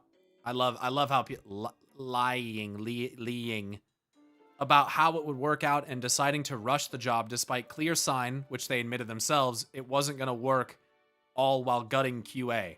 Got some good points in there. They did shoot themselves in the foot. The QA stuff has not helped. I don't know about lying about how it would work out. Being optimistic about something and lying are not the same fucking thing. People are so fucking dumb. It's like saying that, yeah, we gotta make it to the airport by 5 o'clock. If we leave at 3 o'clock, we should make it there just fine, right? Your intent is that you're gonna make it, positive, great. Then you don't make it in time and someone goes, why did you lie that we were gonna make it by 5 o'clock? Like, you're fucking brain dead. That's so annoying. Having positive outlook and trying to predict something is not and it not coming true is not the same as lying. So annoying. Good, because no one wanted add-ons dead to begin with. Talk about living in an echo chamber.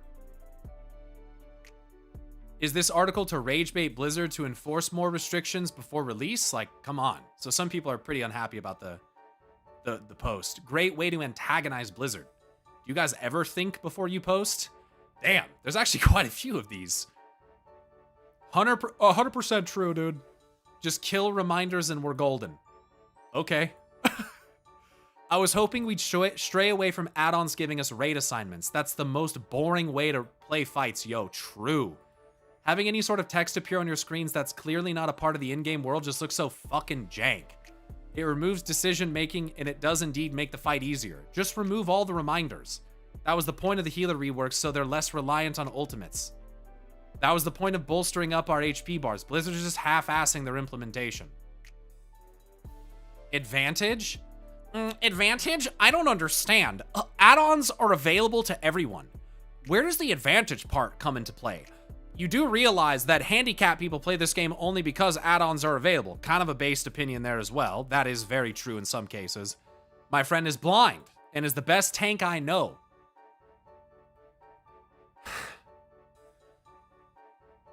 Not to be ableist, but that's kind of insane. Gaming days are done when midnight releases. Venting, I'm not happy about losing players and friends. Totally can, I get that. And I'm not gonna, I mean, that sucks. That sucks. I don't really have an argument against that. That does fucking suck. And if it does feel like and seem like that's gonna be the case, that does suck. It is crazy that your blind friend is the best tank that you know, though. That is fucking crazy. That is pretty fucking crazy. Holy shit. Blizzard's DPS meter isn't even half as good as the bad ones we have now. Just stop. Okay, opinion piece, but people say things like it's objective fact. I don't know about you guys, but I just look at the DPS meters. I don't know how it's not as good. I could learn more about that. I don't know what that means. So not sure what that means. This is peak squishy rage bait. Well done, buddy. Even when as far as implying action bars and bags don't exist. Exactly. Truly masterpiece level work. So Blizz just needs to kill the possibility to ping and identify when a payload of new timers are being sent and then almost everything falls? Perhaps, yeah. Squishy, are you trying to poke the bear? I say they went too far. There's nothing wrong with customizations and having notes. You can also have a notepad open on your second screen, but you have to have a second screen. I can't remember spell names and shit like that, so I'm happy for any help I can get, just to come close to what normal young folk can do with the built-in UI. Okay, boomer. I get it, though. I do try to be sympathetic to the age thing, to disabilities and stuff like that. I do. It's important to keep that stuff in mind. There are some people who are playing this that maybe can't remember things. Maybe some people have some neurological stuff or some memory issues. I get it. I'm sympathetic to that, okay? I am. So I can understand not being able to remember spell names and shit like that. But I don't know, man. There's always such nuance to it because it's like, can you not remember anything? Like, there's no possible way that you could figure out a way to remember these things. Like, it's not my place to question people ultimately. So I would never like respond to this person and be like, oh, well, can you explain why you can't? It's not my business, but ultimately sometimes I just worry that sometimes people are making excuses instead of finding other solutions, because I just see that a lot in people. So yeah, it's not really my place to think that, and who knows what the reason is. It sounds like it's because they're old, young folk, for instance, but whatever. Once again, we've proven that our generation is just degenerate.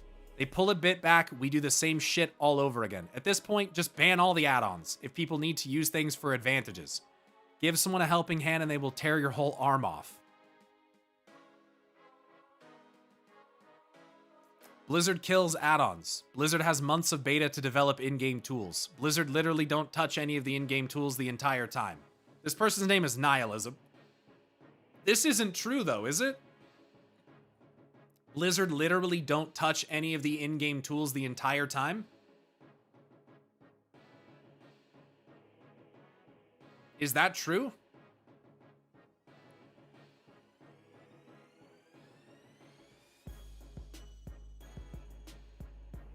Kind of.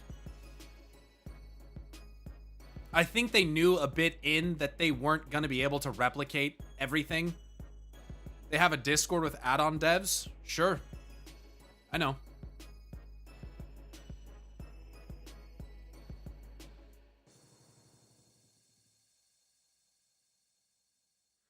See, now this is one of those comments that kind of annoys me.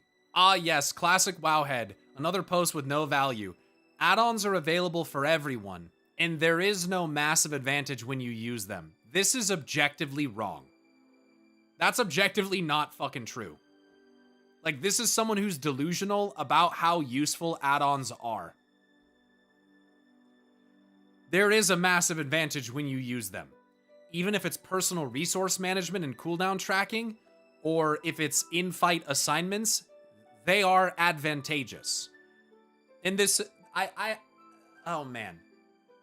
I understand the logic that they're available to everyone, but not everyone knows how to use tools equally effectively. So this argument that they're just available to everyone so it's not impactful is horse shit. That's not fucking true. That is not fucking true.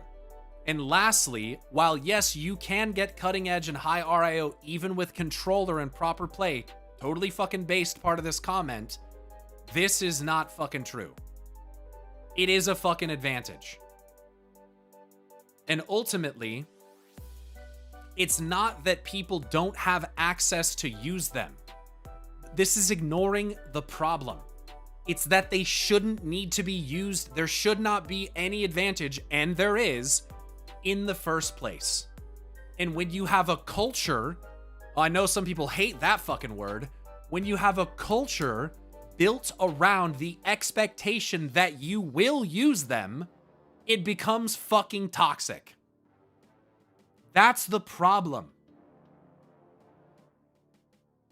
Even if they're not required, which I don't think that they're required, but to say that they're not advantageous is fucking naive. It's the fact that the game should be designed in a way where they're not relevant at all. Especially things like weak auras. It doesn't make any fucking sense. There is an advantage. If there wasn't, people wouldn't use them. What kind of fucking stupid comment is that? That's why World First Guilds have add-on authors and stuff, right? I mean, they're not that advantageous. When you're telling newbies to get add-ons, what other game do you experience this with?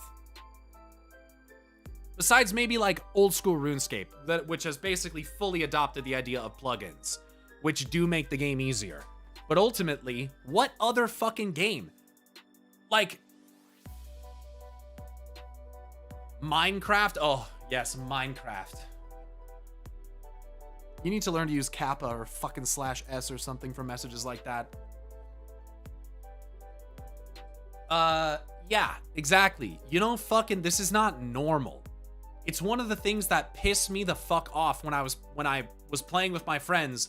We got a new friend to come play this game, and the first thing they did, playing Classic, download Azeroth Autopilot, download this, download that, and I was like, guys, what? Why don't you just let them experience the game as it exists, like, by default? And they were just convinced. I got mad at them. I was like, I was legitimately angry at them. I was like, you guys are literally just diluting the fucking experience. Like, when you first played WoW back in 2006, 2008, did you just immediately download a bunch of add-ons? Like, what the fuck? Why are you doing that?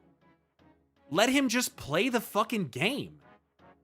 If you're gonna have him play just so that you can hyper-optimize him all the way to the end of the fucking game and completely diminish all of the aspects that made WoW special to us when we played it when we were young, why even bother?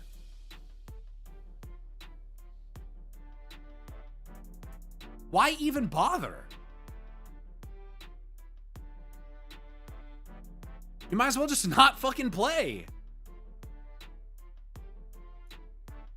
Because all WoW is going to be to that person is running heroic dungeons and raids with you. And they're not going to know or experience any of the other stuff. But there's also this fucking stupid mentality where WoW is all about just getting to max level as quick as you can because the game is all about the end game. But people do it even in Classic. They do it in Classic. They do it in TBC. They do it in fucking Wrath. What's the fastest... For a game that you seem to love so much, you sure spend a lot of time trying to optimize how little you have to play the game.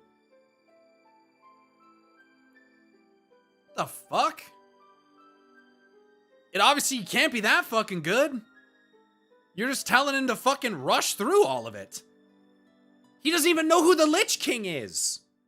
Like, you guys fucking sit around and goon over Arthas Menethil, but you don't even want to fucking teach your friend who he is? What the fuck is that? Wasn't Wrath badass because it was the culmination of the Warcraft series, moving in with like coming to the big climax to fight against the Lich King? Wasn't that like part of the hype?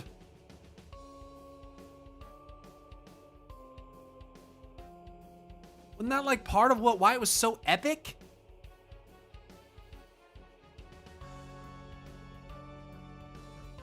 Seems like people just forget that. People are always changing. Always changing. Always. They're always evolving. And what people often don't seem to realize is that what they appreciated 5 years ago, they may not appreciate now. Maybe it's different. Maybe they have these nostalgic thoughts for what they think they want from the game, but ultimately their actions don't portray that. Your actions don't portray that those are the things you care about.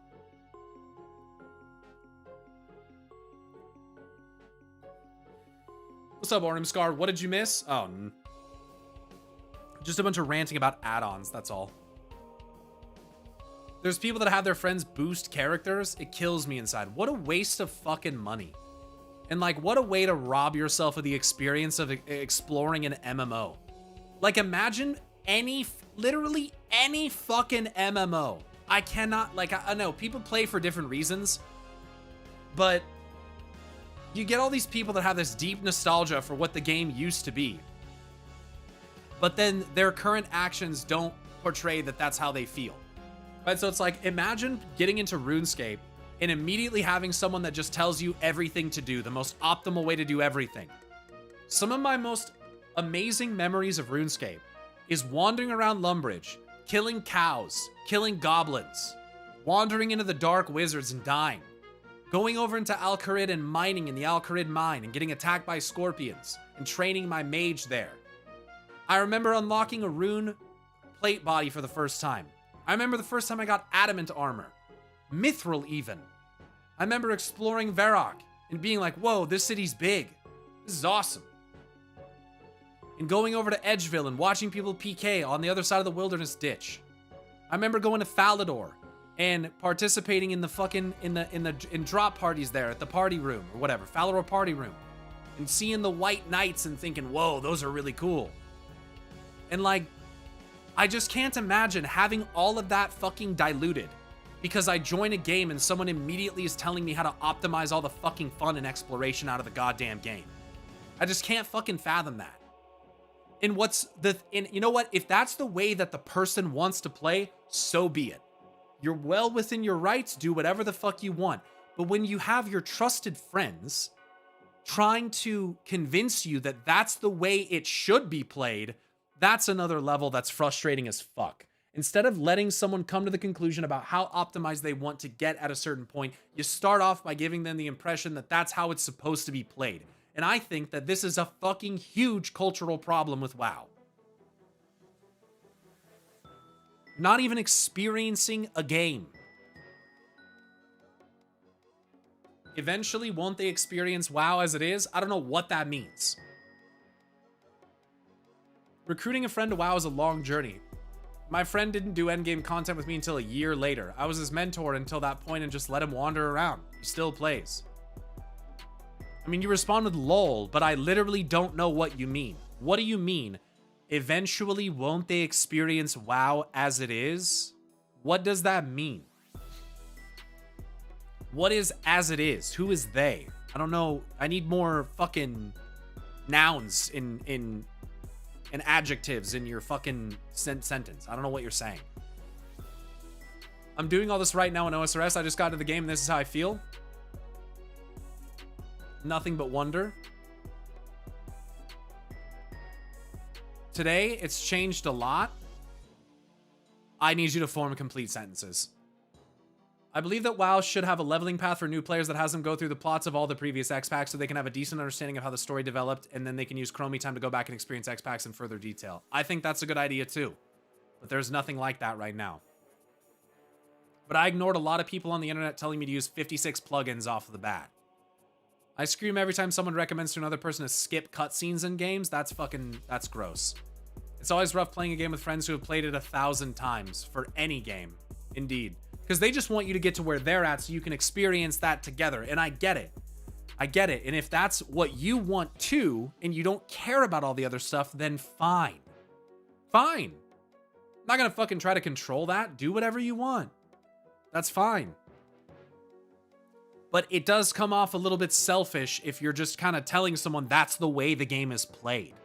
This is just the way it is. But really, it's just the way that it is to you because you want them to get to the end. WoW as it is today is not the same as when we started, faster pace, etc. So I can't speak for you, but I started in Mists of Pandaria, and it's pretty fucking similar. It's pretty fucking similar.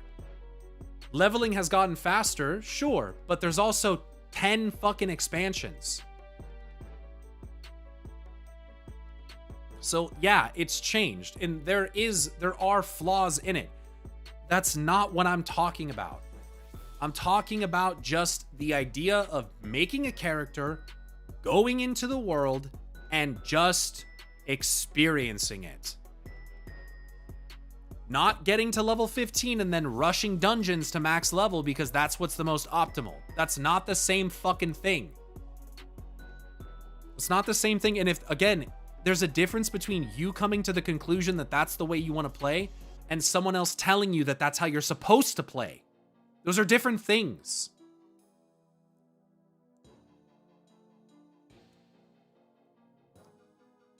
I'm literally advocating for trying not to taint the way that someone's initial experience of something is. It's like if you go to a movie and fucking 10 minutes in, your friend sitting next to you is telling you all their fucking play-by-play opinions about why they like it or dislike it, and it starts to fucking sway and affect you.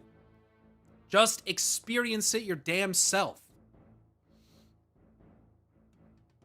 Too bad they don't scale their leveling experience to be 10 to 15 levels per X-Pack so you can kind of level through the expansions in order to see how the game develops via story. Sure, but there's also a fuckload of story.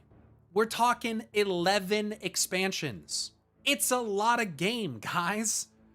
Now, I totally agree, like, should they make it so that it's more appropriate? Like, what I think they should do is, and they've talked about this, is just make it so your leveling experience from 1 to the last 10 levels, besides the most recent expansion.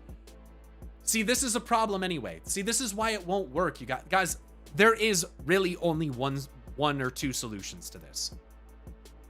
One solution is that you have to play all of the story to level up and get to the maximum level to get to the current expansion campaign, right?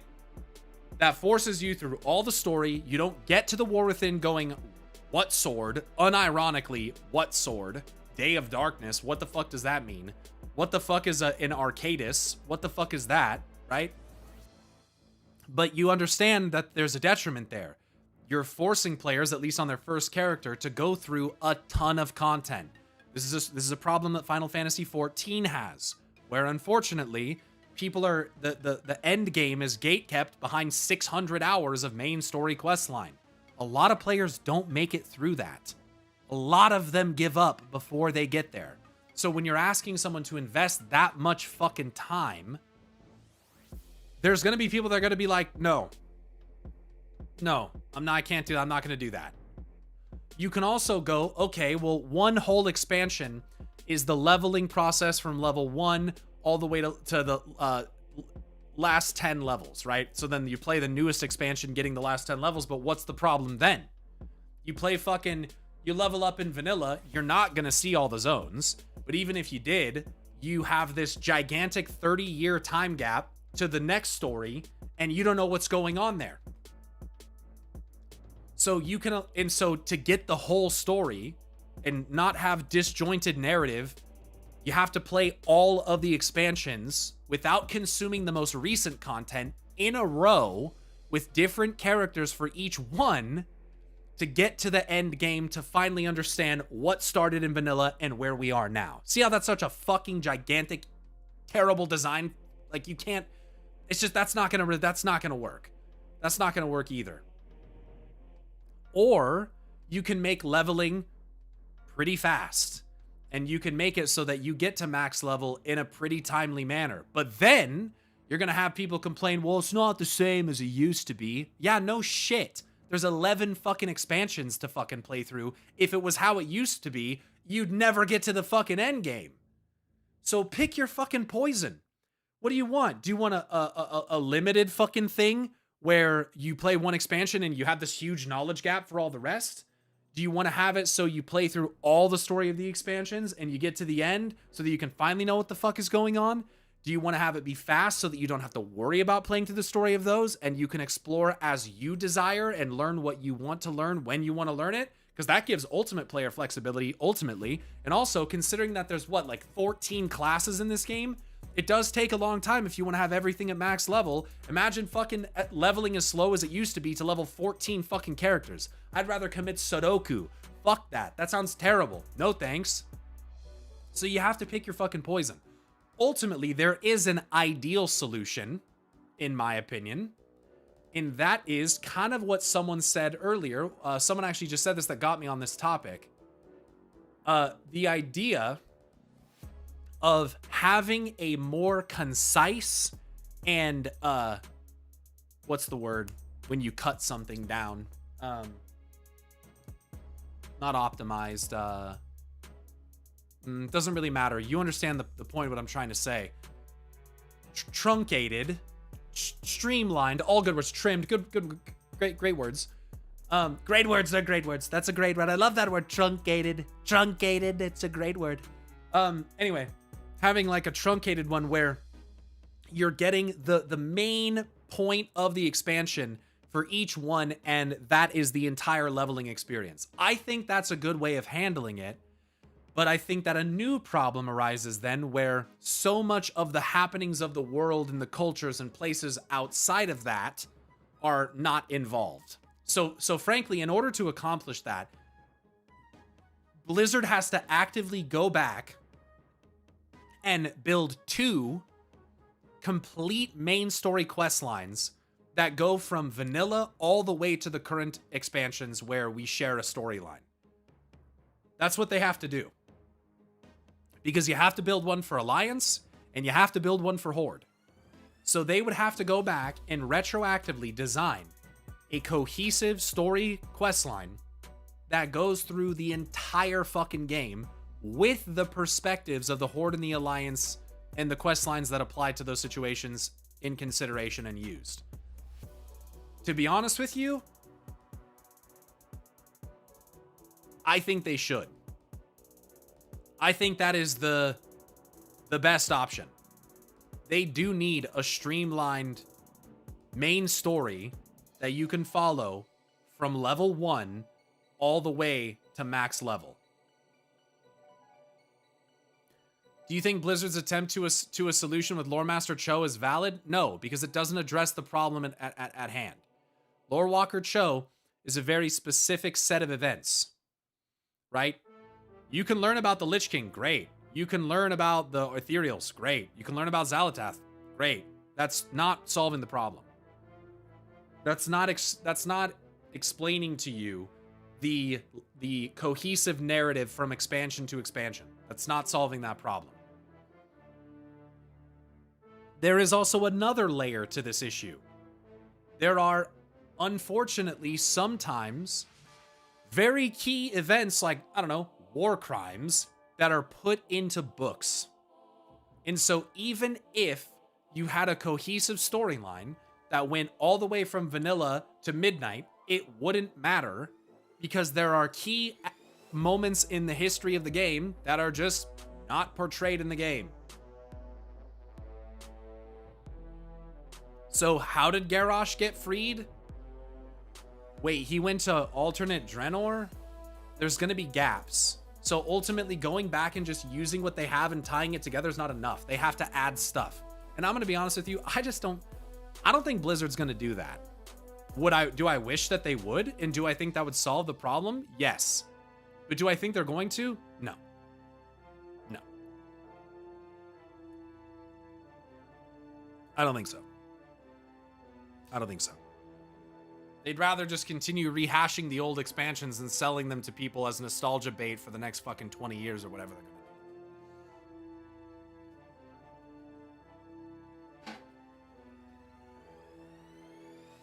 And I love some things that Blizzards do.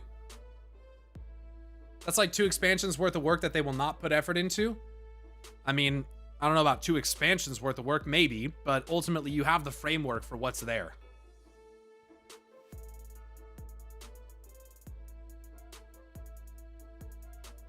Why does this smell weird?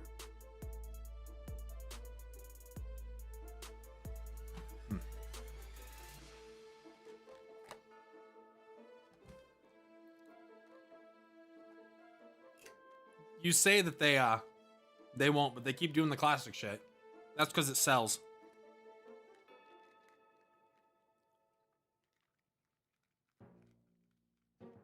Not gonna lie, I've been going hard in TBC.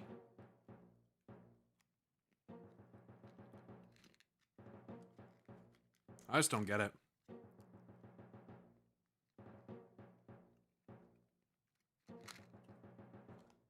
I played through the TBC zones.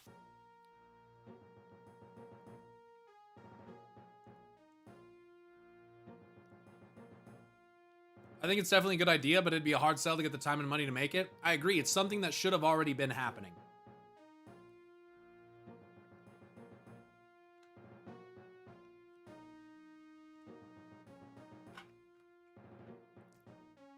There's many boosted characters in TBC currently. Well, I would imagine that that's because there's a lot of people who claim that they love the journey of old WoW, but then they realize it's a giant fucking slog, and so they skip it.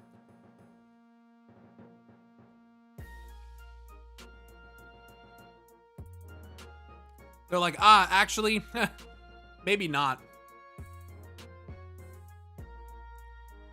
Now that I'm like an adult with responsibilities and shit, maybe I don't have the time to sit here and fucking level my character again.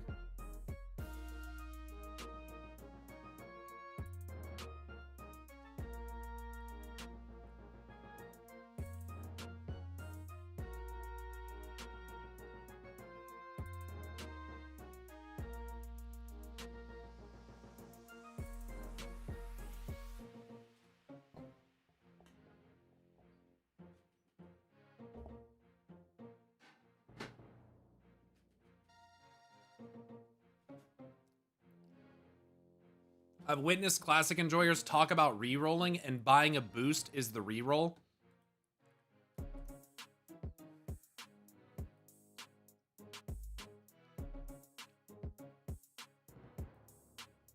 Will be interesting to see if they ever make classic versions of expansions that people are less nostalgic for, like WoD. I mean, I'm gonna give you a little news flash here. People are still nostalgic about that stuff.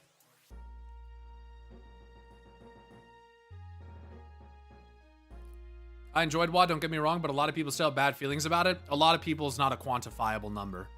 It doesn't mean anything. You can say this about every single expansion. You will always get people that are like, yeah, that was my first expansion. I really enjoyed it. Just because people are loud and annoying on the fucking internet doesn't mean that everyone hates the thing. WoD had some of the best rating that's ever been in WoW. Ever. So, again, unless we have data, it doesn't mean shit. There's no way to quantify it. And a lot of people's not a number, so it doesn't mean anything.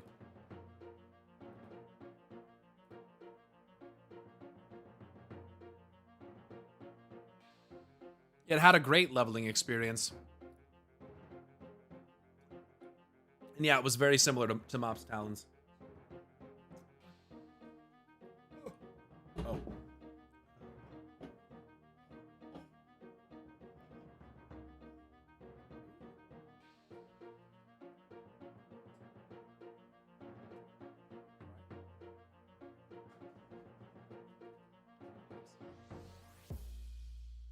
Garrisons had potential, just poorly executed. They were just too powerful. Just too much time spent in your fucking garrison. Doing fucking nothing.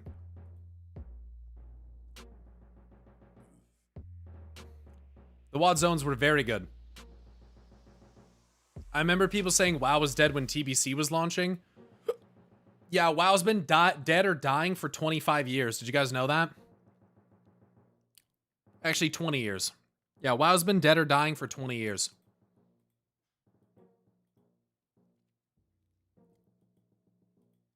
What I'm just trying to say about WoD is that people perceive that it's something that everyone just universally fucking hated. It's not true.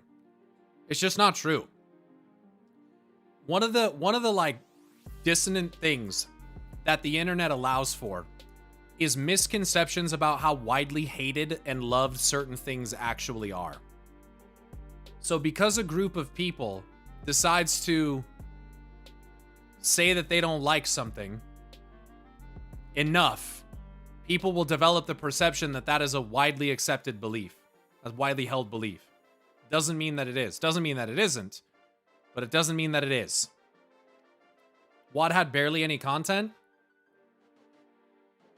So you had Highmaul, which was a great raid. Blackrock Foundry, which was a great raid. Hellfire Citadel, which was a great raid. And then we had a pretty big drought at the end. You had challenge modes at the time, so you had content there. You did have some stuff to do in the world. A lot of mount hunting in WoD. lot of downtime was spent doing that. Currency farms, Apexis crystals come to mind. Ashran, stuff like that. PvP at the time was pretty good. I didn't like Ashran, but I did a lot of RGBs. Or RBGs, excuse me. So I do think that, yes, WoD had less content than it was supposed to. It was supposed to have Farallon, it was supposed to have a Shatrath raid, and maybe even Goria stuff that we didn't get. But to say that WoD barely had any content, nah, I don't agree. I don't agree.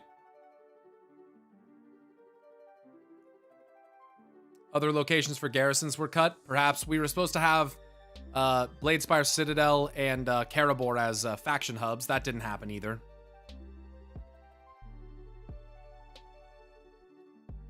So, I don't know. As a raider, I was busy the whole time in Warlords of Draenor, and I enjoyed it. So, I can speak from my perspective with that. But then we got Legion, so maybe it was worth it. Sure.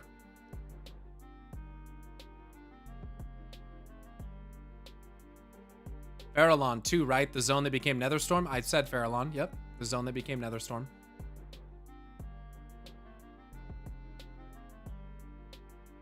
So, people like different things. It's not, like, no matter how much you might want to think it's true, even Warlords of Draenor and Shadowlands are not universally objectively hated. It's not true. You might have convinced yourself that it's true because it confirms what you feel, and it makes you feel less like you're alone, which you're not. If you don't like those expansions, you're certainly not alone. But the attitude that you may have developed that everyone fucking hated it is not true. It's just not true.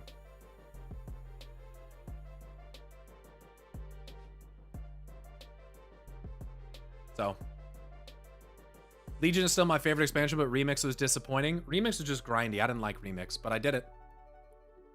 I loved Shadowlands except the Maw. And the Maw could have just not had such obnoxious rare spawns and the ability to mount.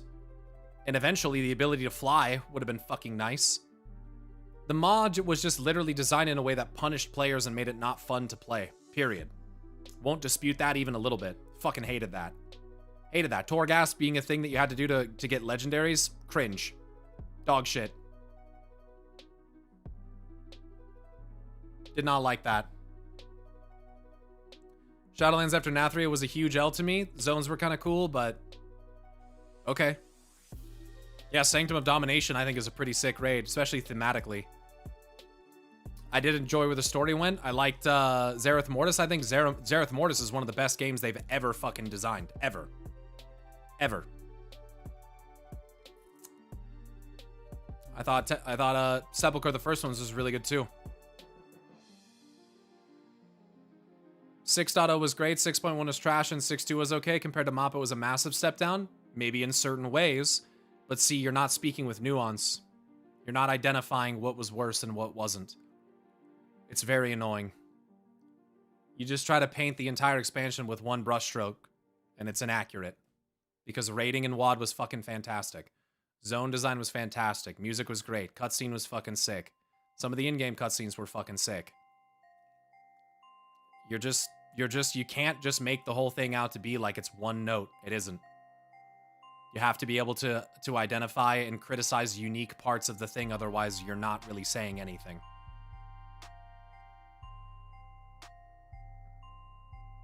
There's also some pretty fucking bad parts about Mists of Pandaria, like, I don't know, 18 months in Siege of Orgrimmar.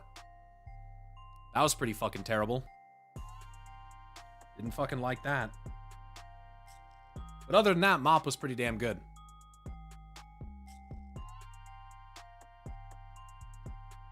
I know you'll be very busy in the coming days because of midnight, but once you have some free time, would you do different games for lore playthroughs? Would love your Warframe story thoughts. Yeah, I was thinking about playing Warframe. How long does it take to play through all the story in that game?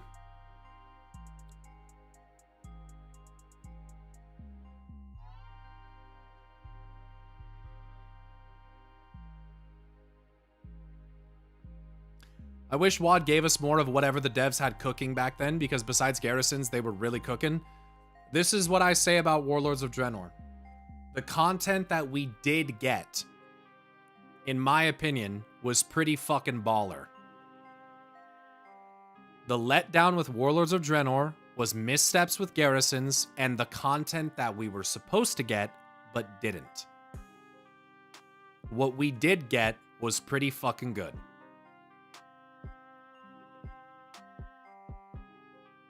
That's what I think.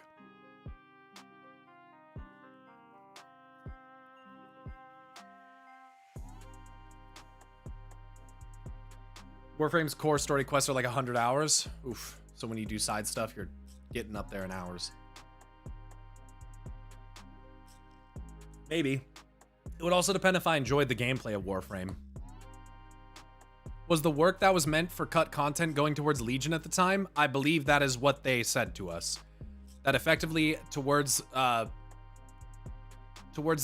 middle and later end of WoD development, that they, for what they were planning for that development, that they basically had to say like, okay, we either can try to do the best we can with the remainder of what we have with this expansion, and at this point Chris Metzen was getting burnt out and left,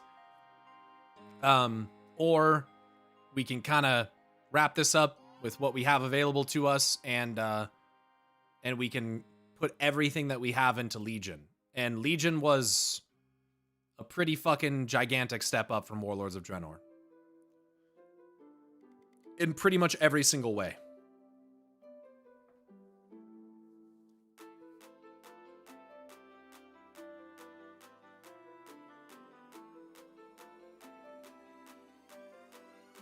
The movie put a lot of fatigue on Chris too, sure. I would just love to have a story recap video that comes out during the pre-patch to the next expansion. Blizz could just put that out. Total control over everything they find meaningful in that.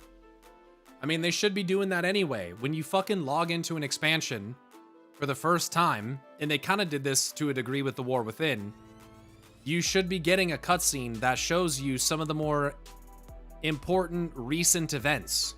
Like a last time on Dragon Ball Z. Like, it should just be happening. They should be reminding people. Honestly, that should be happening with every major patch.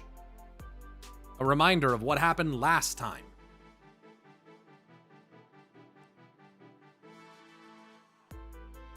Looking at Midnight Season 1 Mythic Plus, wishing we'd be getting Auchindoun instead of Skyreach from WoD. Auchindoun's just not that great of a dungeon. You walk in, you turn left, you go fight a fucking boss, you turn around, you fight a boss in the same place you came from, you go down the other end of the hallway to a room that looks just like the one you fought the first one in, you fight a third boss, you teleport to the middle, you fight Terran Gorefiend. It just wasn't that good. It's just not that interesting. There's a story reason for it. Okay, you should probably just completely fucking stop talking about it.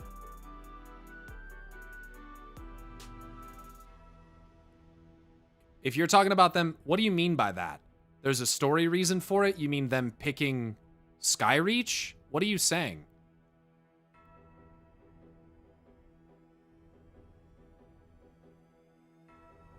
The questline tied to it was vaguely okay, but I don't like Murmur anywho. We're talking about Warlords of Draenor Auchindoun.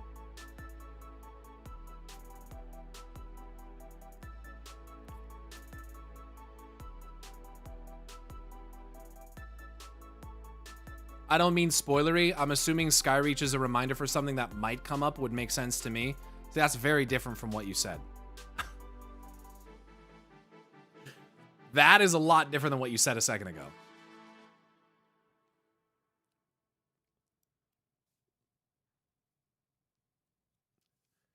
I mean, I don't hate Auchindoun. I just think it's like, there's a, like the backtracking is kind of annoying. And I just don't think I just don't think it's that great of a dungeon. I just think Skyreach is a better dungeon.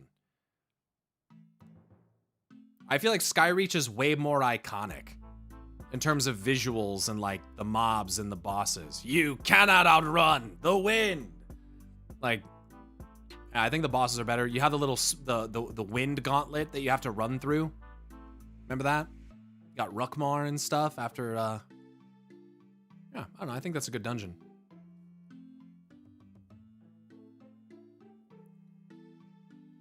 I mean, fair, but why would I, of all people, put spoiler stuff when I'm like, most people here are anti-spoiler person? I don't know. Sometimes people do shit. I don't know.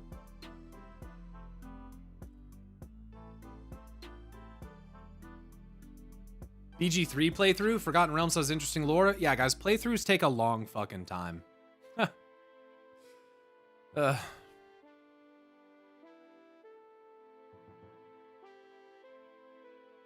also think the combat at BG3 is overwhelming as fuck.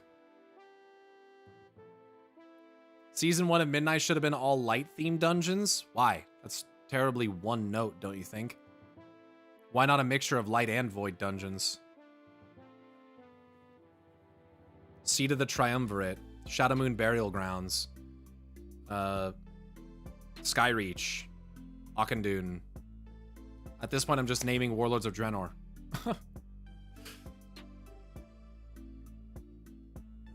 Priory or something, I don't know. I was thinking like Season 1 light, Season 2 void. Probably would be the other way around. Season 1 void, Season 2 light. Then mixture in Season 3? Yeah, I get what you're trying to go for. BG3 took me so long to learn, having no past experience with D&D. Yeah, and I just know that I'd be getting fucking absolutely slammed by backseaters constantly. I just can't do it. I just don't want to be backseated by my stream. So I just can't. Is that all of them or half of them? Okay.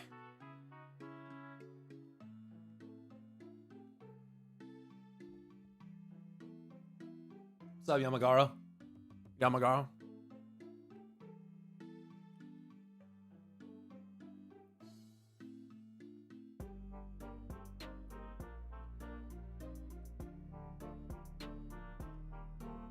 The backseating would be insane. Yep.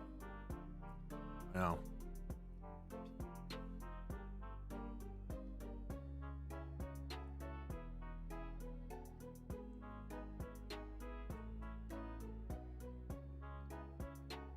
So, yeah, I don't know. I'm looking forward to Midnight either way.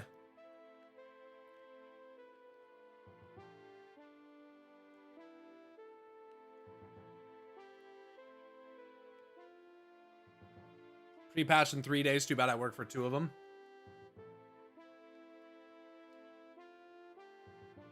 We'll be raiding on Wednesday. I don't think I'm going to stream it, though.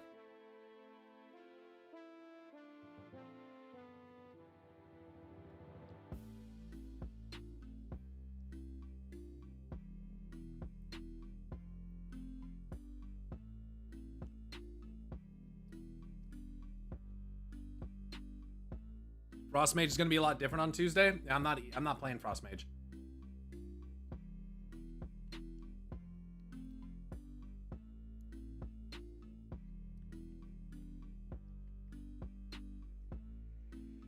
I'm going to play Rat.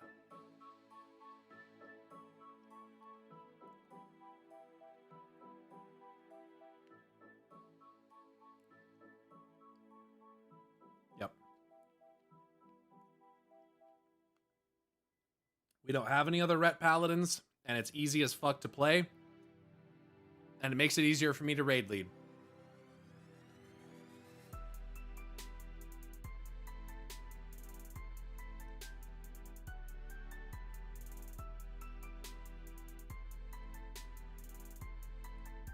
Thought that the stat squish was coming at launch, but it's coming in pre-patch. I don't care. I've been through so many stats. I've been through every stat squish WoW's like ever had.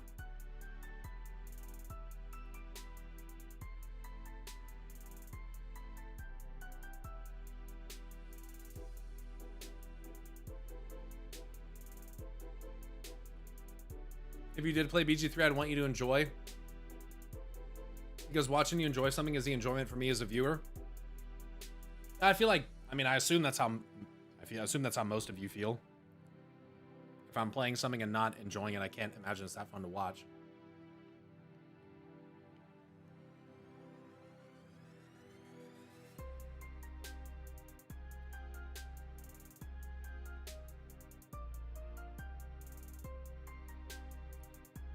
Grocery store bought berries are always so fucking sour. I'm eating them, but they're so fucking sour, some of them.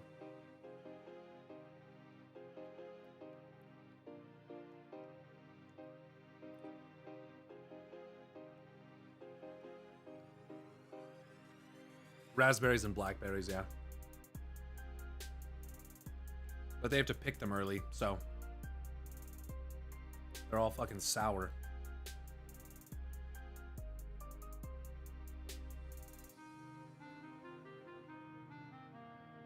Is it really such a big deal for people doing 2k damage instead of 2 mil? No, it makes no difference at all. It's just a number.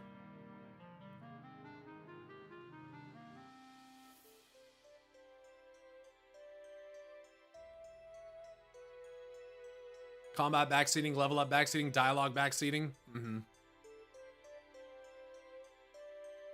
I used to be all about Mythic Plus, but the War Within affix didn't feel as impactful to me. Like in BFA, Nazoth gave us portals that changed the runs entirely. Xalatath gives us balls to play volleyball with or something. I mean, there's people that would argue that having portals that change the runs entirely is not exactly a good thing for the balance of Mythic Plus.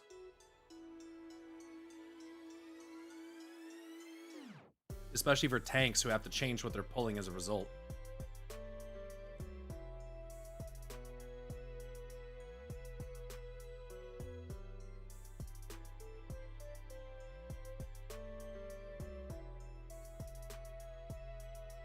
BFA was about as unbalanced as it gets. I agree.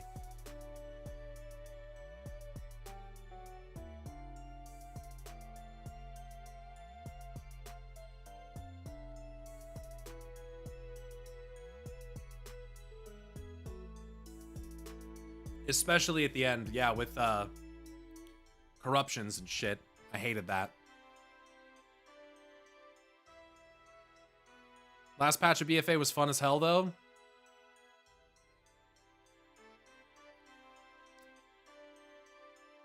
If you got lucky with corruption RNG, sure. I'm sure it was. I don't know. I just don't, even if I had corruptions, I don't think it's that fun to just watch a passive on your gear do 40% of your damage. I don't know. It's not that fun to me.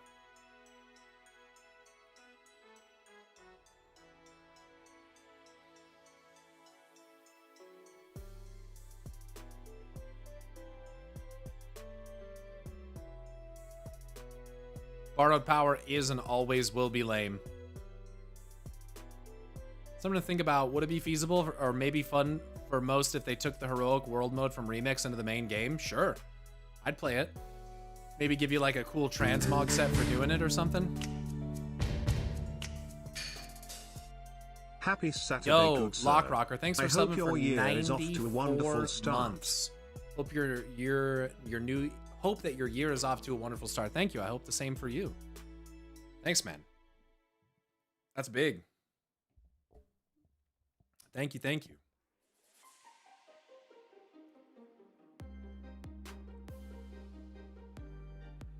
After 4 months or so, you could buy your corruptions, and the best one were the flat percent stats, or I don't know. But after 4 months, I wasn't playing the patch anymore. You know what I mean? Like, what? At that point, I'm not even playing anymore. A heroic world mode that scaled the entire game up to the current X pack would be amazing. Yeah, but for what purpose? Heroic World Tier and Obelisk were something they said they were testing in Remix, so it might be seen in Midnight at some point. That'd be cool.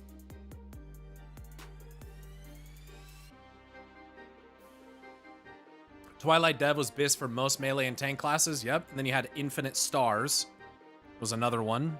Especially good for casters. They added corruption vendors. The bad thing was they had vendors rotating. Yeah, they half solved the problem. Yeah, they're good at that.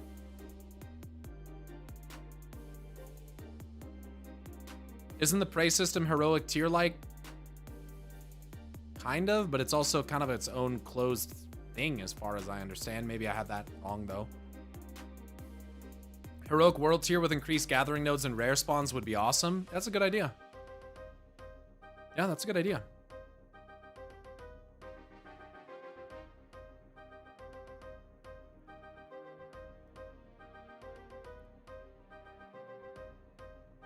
I think I know what my next WoW video is going to be. Probably get that done next week. I feel like Prey is them trying to tie the heroic tier to world. Could be. I remember Guardian Druids soloing raids. Stupid.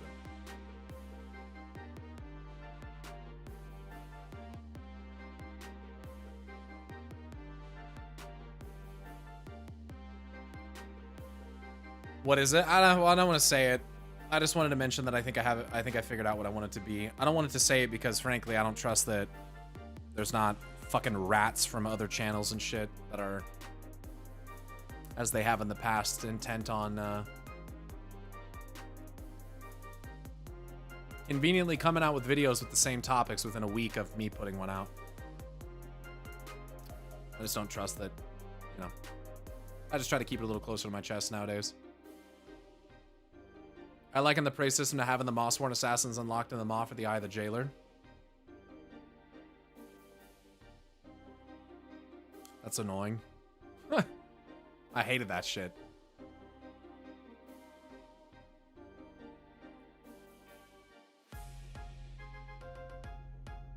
Do you have anything spoiled from Midnight Alpha beta story-wise? Yeah, I know the last boss. So, that's pretty disappointing, but outside that, not really.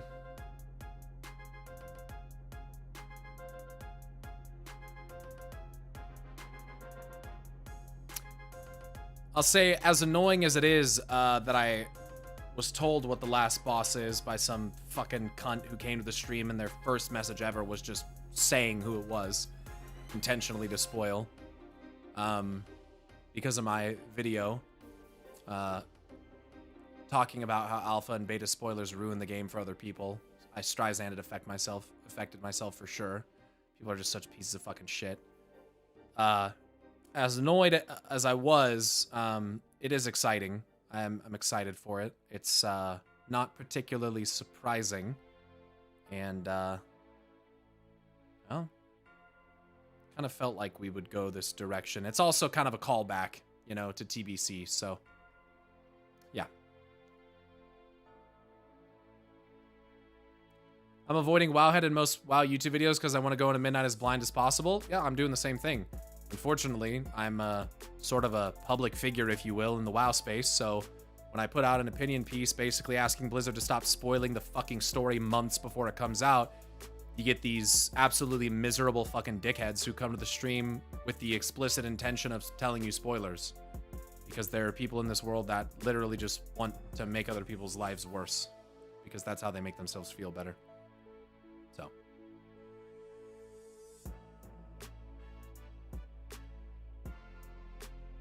On a different note, I like the Heronier's racial mount. I don't even know what it is. So, let's not talk about that either. Let's just not talk about any details pertaining to Midnight. I don't think I know what it is. I'd prefer to just not talk about it. Especially if there's people that don't know. It's probably just better that way. But, on this note...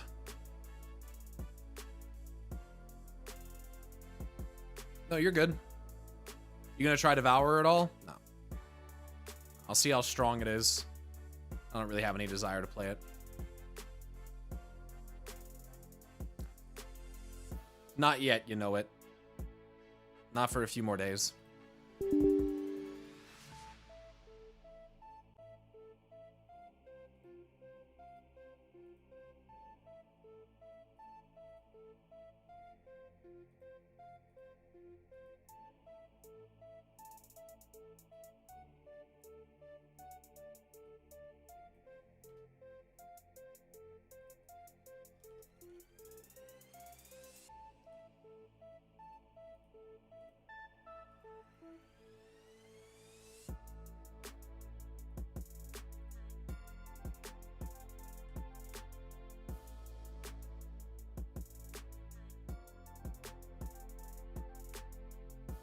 Riot MMO when? Not soon enough, my friend. Not soon enough. I got mine in November and it makes Cyberpunk look nuts. Yeah, I'm looking forward to it. Do you think something like Heroic Mode from Legion Remix will find its way into retail? We were actually just talking about that a minute ago. I hope so. Ultimately, I think it's cool. A nice added level of difficulty because otherwise questing is, I don't know, pretty fucking easy. Bills or Broncos? Who you got? I mean, I'd probably like to see the Bills win. Bo Nix is from Oregon, so, you know, there's that. But outside of that, I'd like to see Josh Allen go. The pre-patch will have story? I don't know. I don't know. I don't think so. I don't know.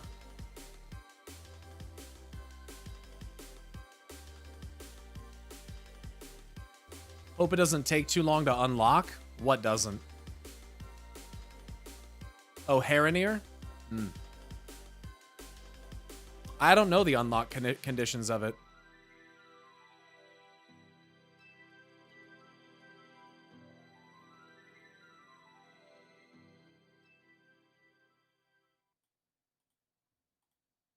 I just haven't really looked at anything.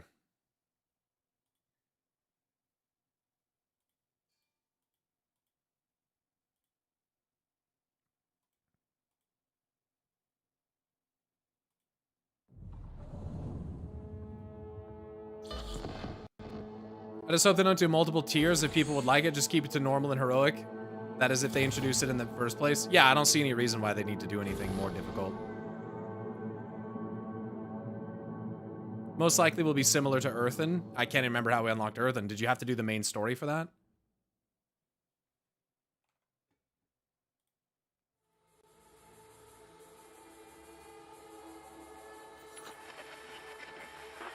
Good morning, Night City. Yesterday's body count lottery. I'd probably just make sure you do the quest with that one Haranier and Dwarthen just in case. Orania? I think you're gonna have to anyways. One officer down, so I guess you're all Orwena is her name. Orania's from RuneScape. Huh, Orwena. Orwenia. Main story until Magni became flesh again? Ah, right. So it'll probably be main story having to do with Arendar. Trauma teams scraping cyber psycho victims off the pavement.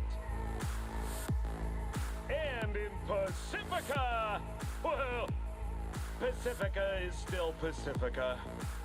This has been your man, Stan. Join me for another day. Earthen came on the second patch, I think. What will be your main? I'm playing Ret Paladin. My Blood Elf Ret Paladin. The first character that I ever made in World of Warcraft was a Blood Elven Ret Paladin. So given that we're going back to Silvermoon, I think it only makes sense. Hello. I'm Arif Iqbal, and you're watching WNS News. WNS Details have News. emerged on the attempted abduction of Hanako Arasaka at the Arasaka-sponsored. It took some weeks because the story was time-gated. Early accounts first reported that the assailants struck as the parade was in full swing. They overwhelmed and seized control of the I can't wait till I can turn path tracing on.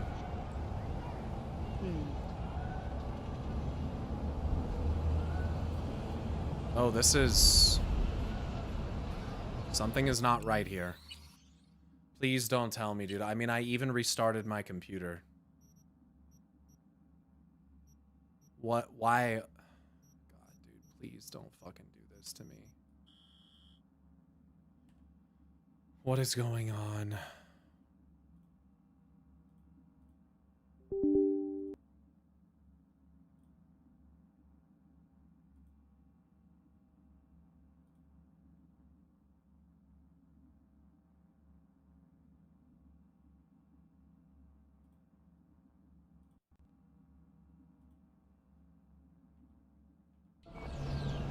This is not right.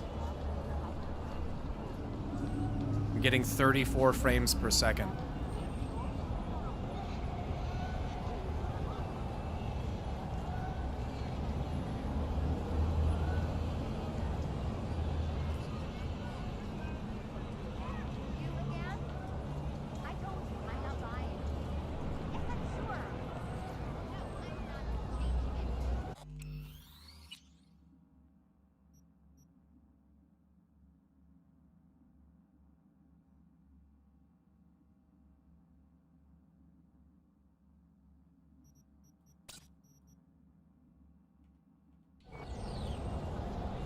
This isn't a game setting issue.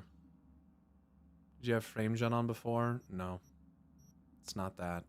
It's not that, you guys.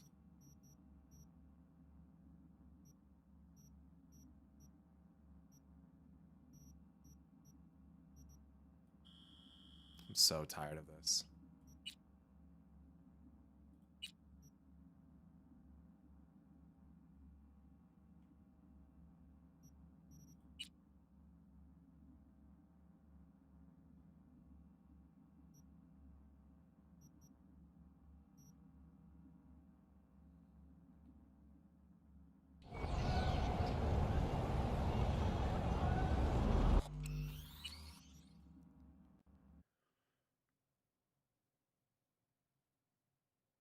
Don't know if you've been hit by it, but there's a new Windows update that directly screws in video cards tied to Windows Update KB 5074109.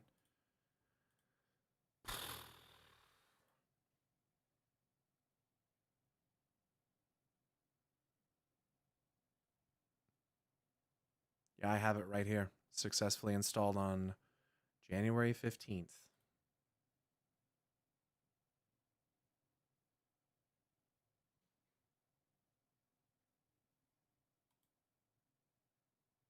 NVIDIA's acknowledged it's actually affecting cards by up to 20 to 30 FPS.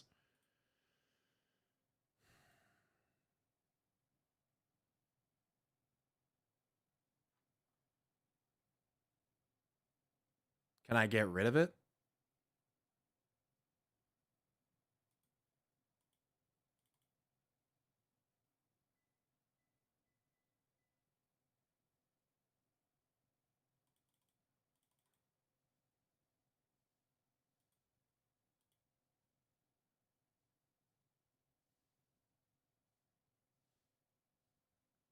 You should be able to revert update for a while. Uninstall updates. It's not listed in the updates that I can uninstall.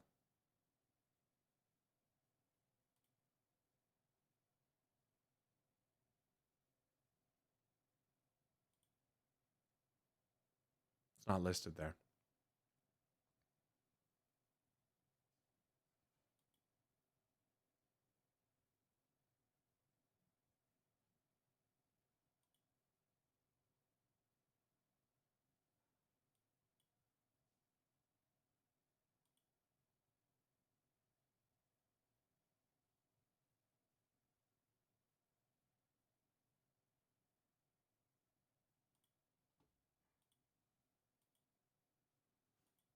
It has other ones. Oh, it is there. It is there. It is there. Uninstall. I'm blind. It's just not at the start. Some of them, the numbers like at the start.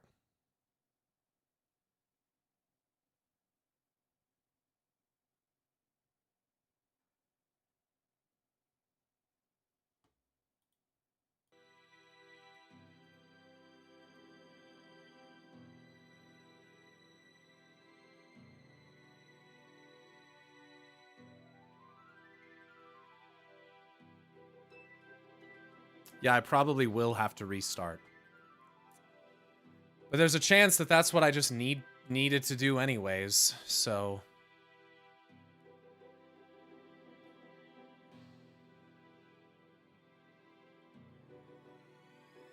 Just don't go anywhere, you know? I know that so many of you, as soon as you see the shit disconnect, you just leave the fucking stream. It's so frustrating. Just like, I'm coming back. So, on YouTube, if it completely disconnects it, it might start like a new stream. But, on Twitch, it'll come back to the same one, so... It is gonna make me restart this shit. So...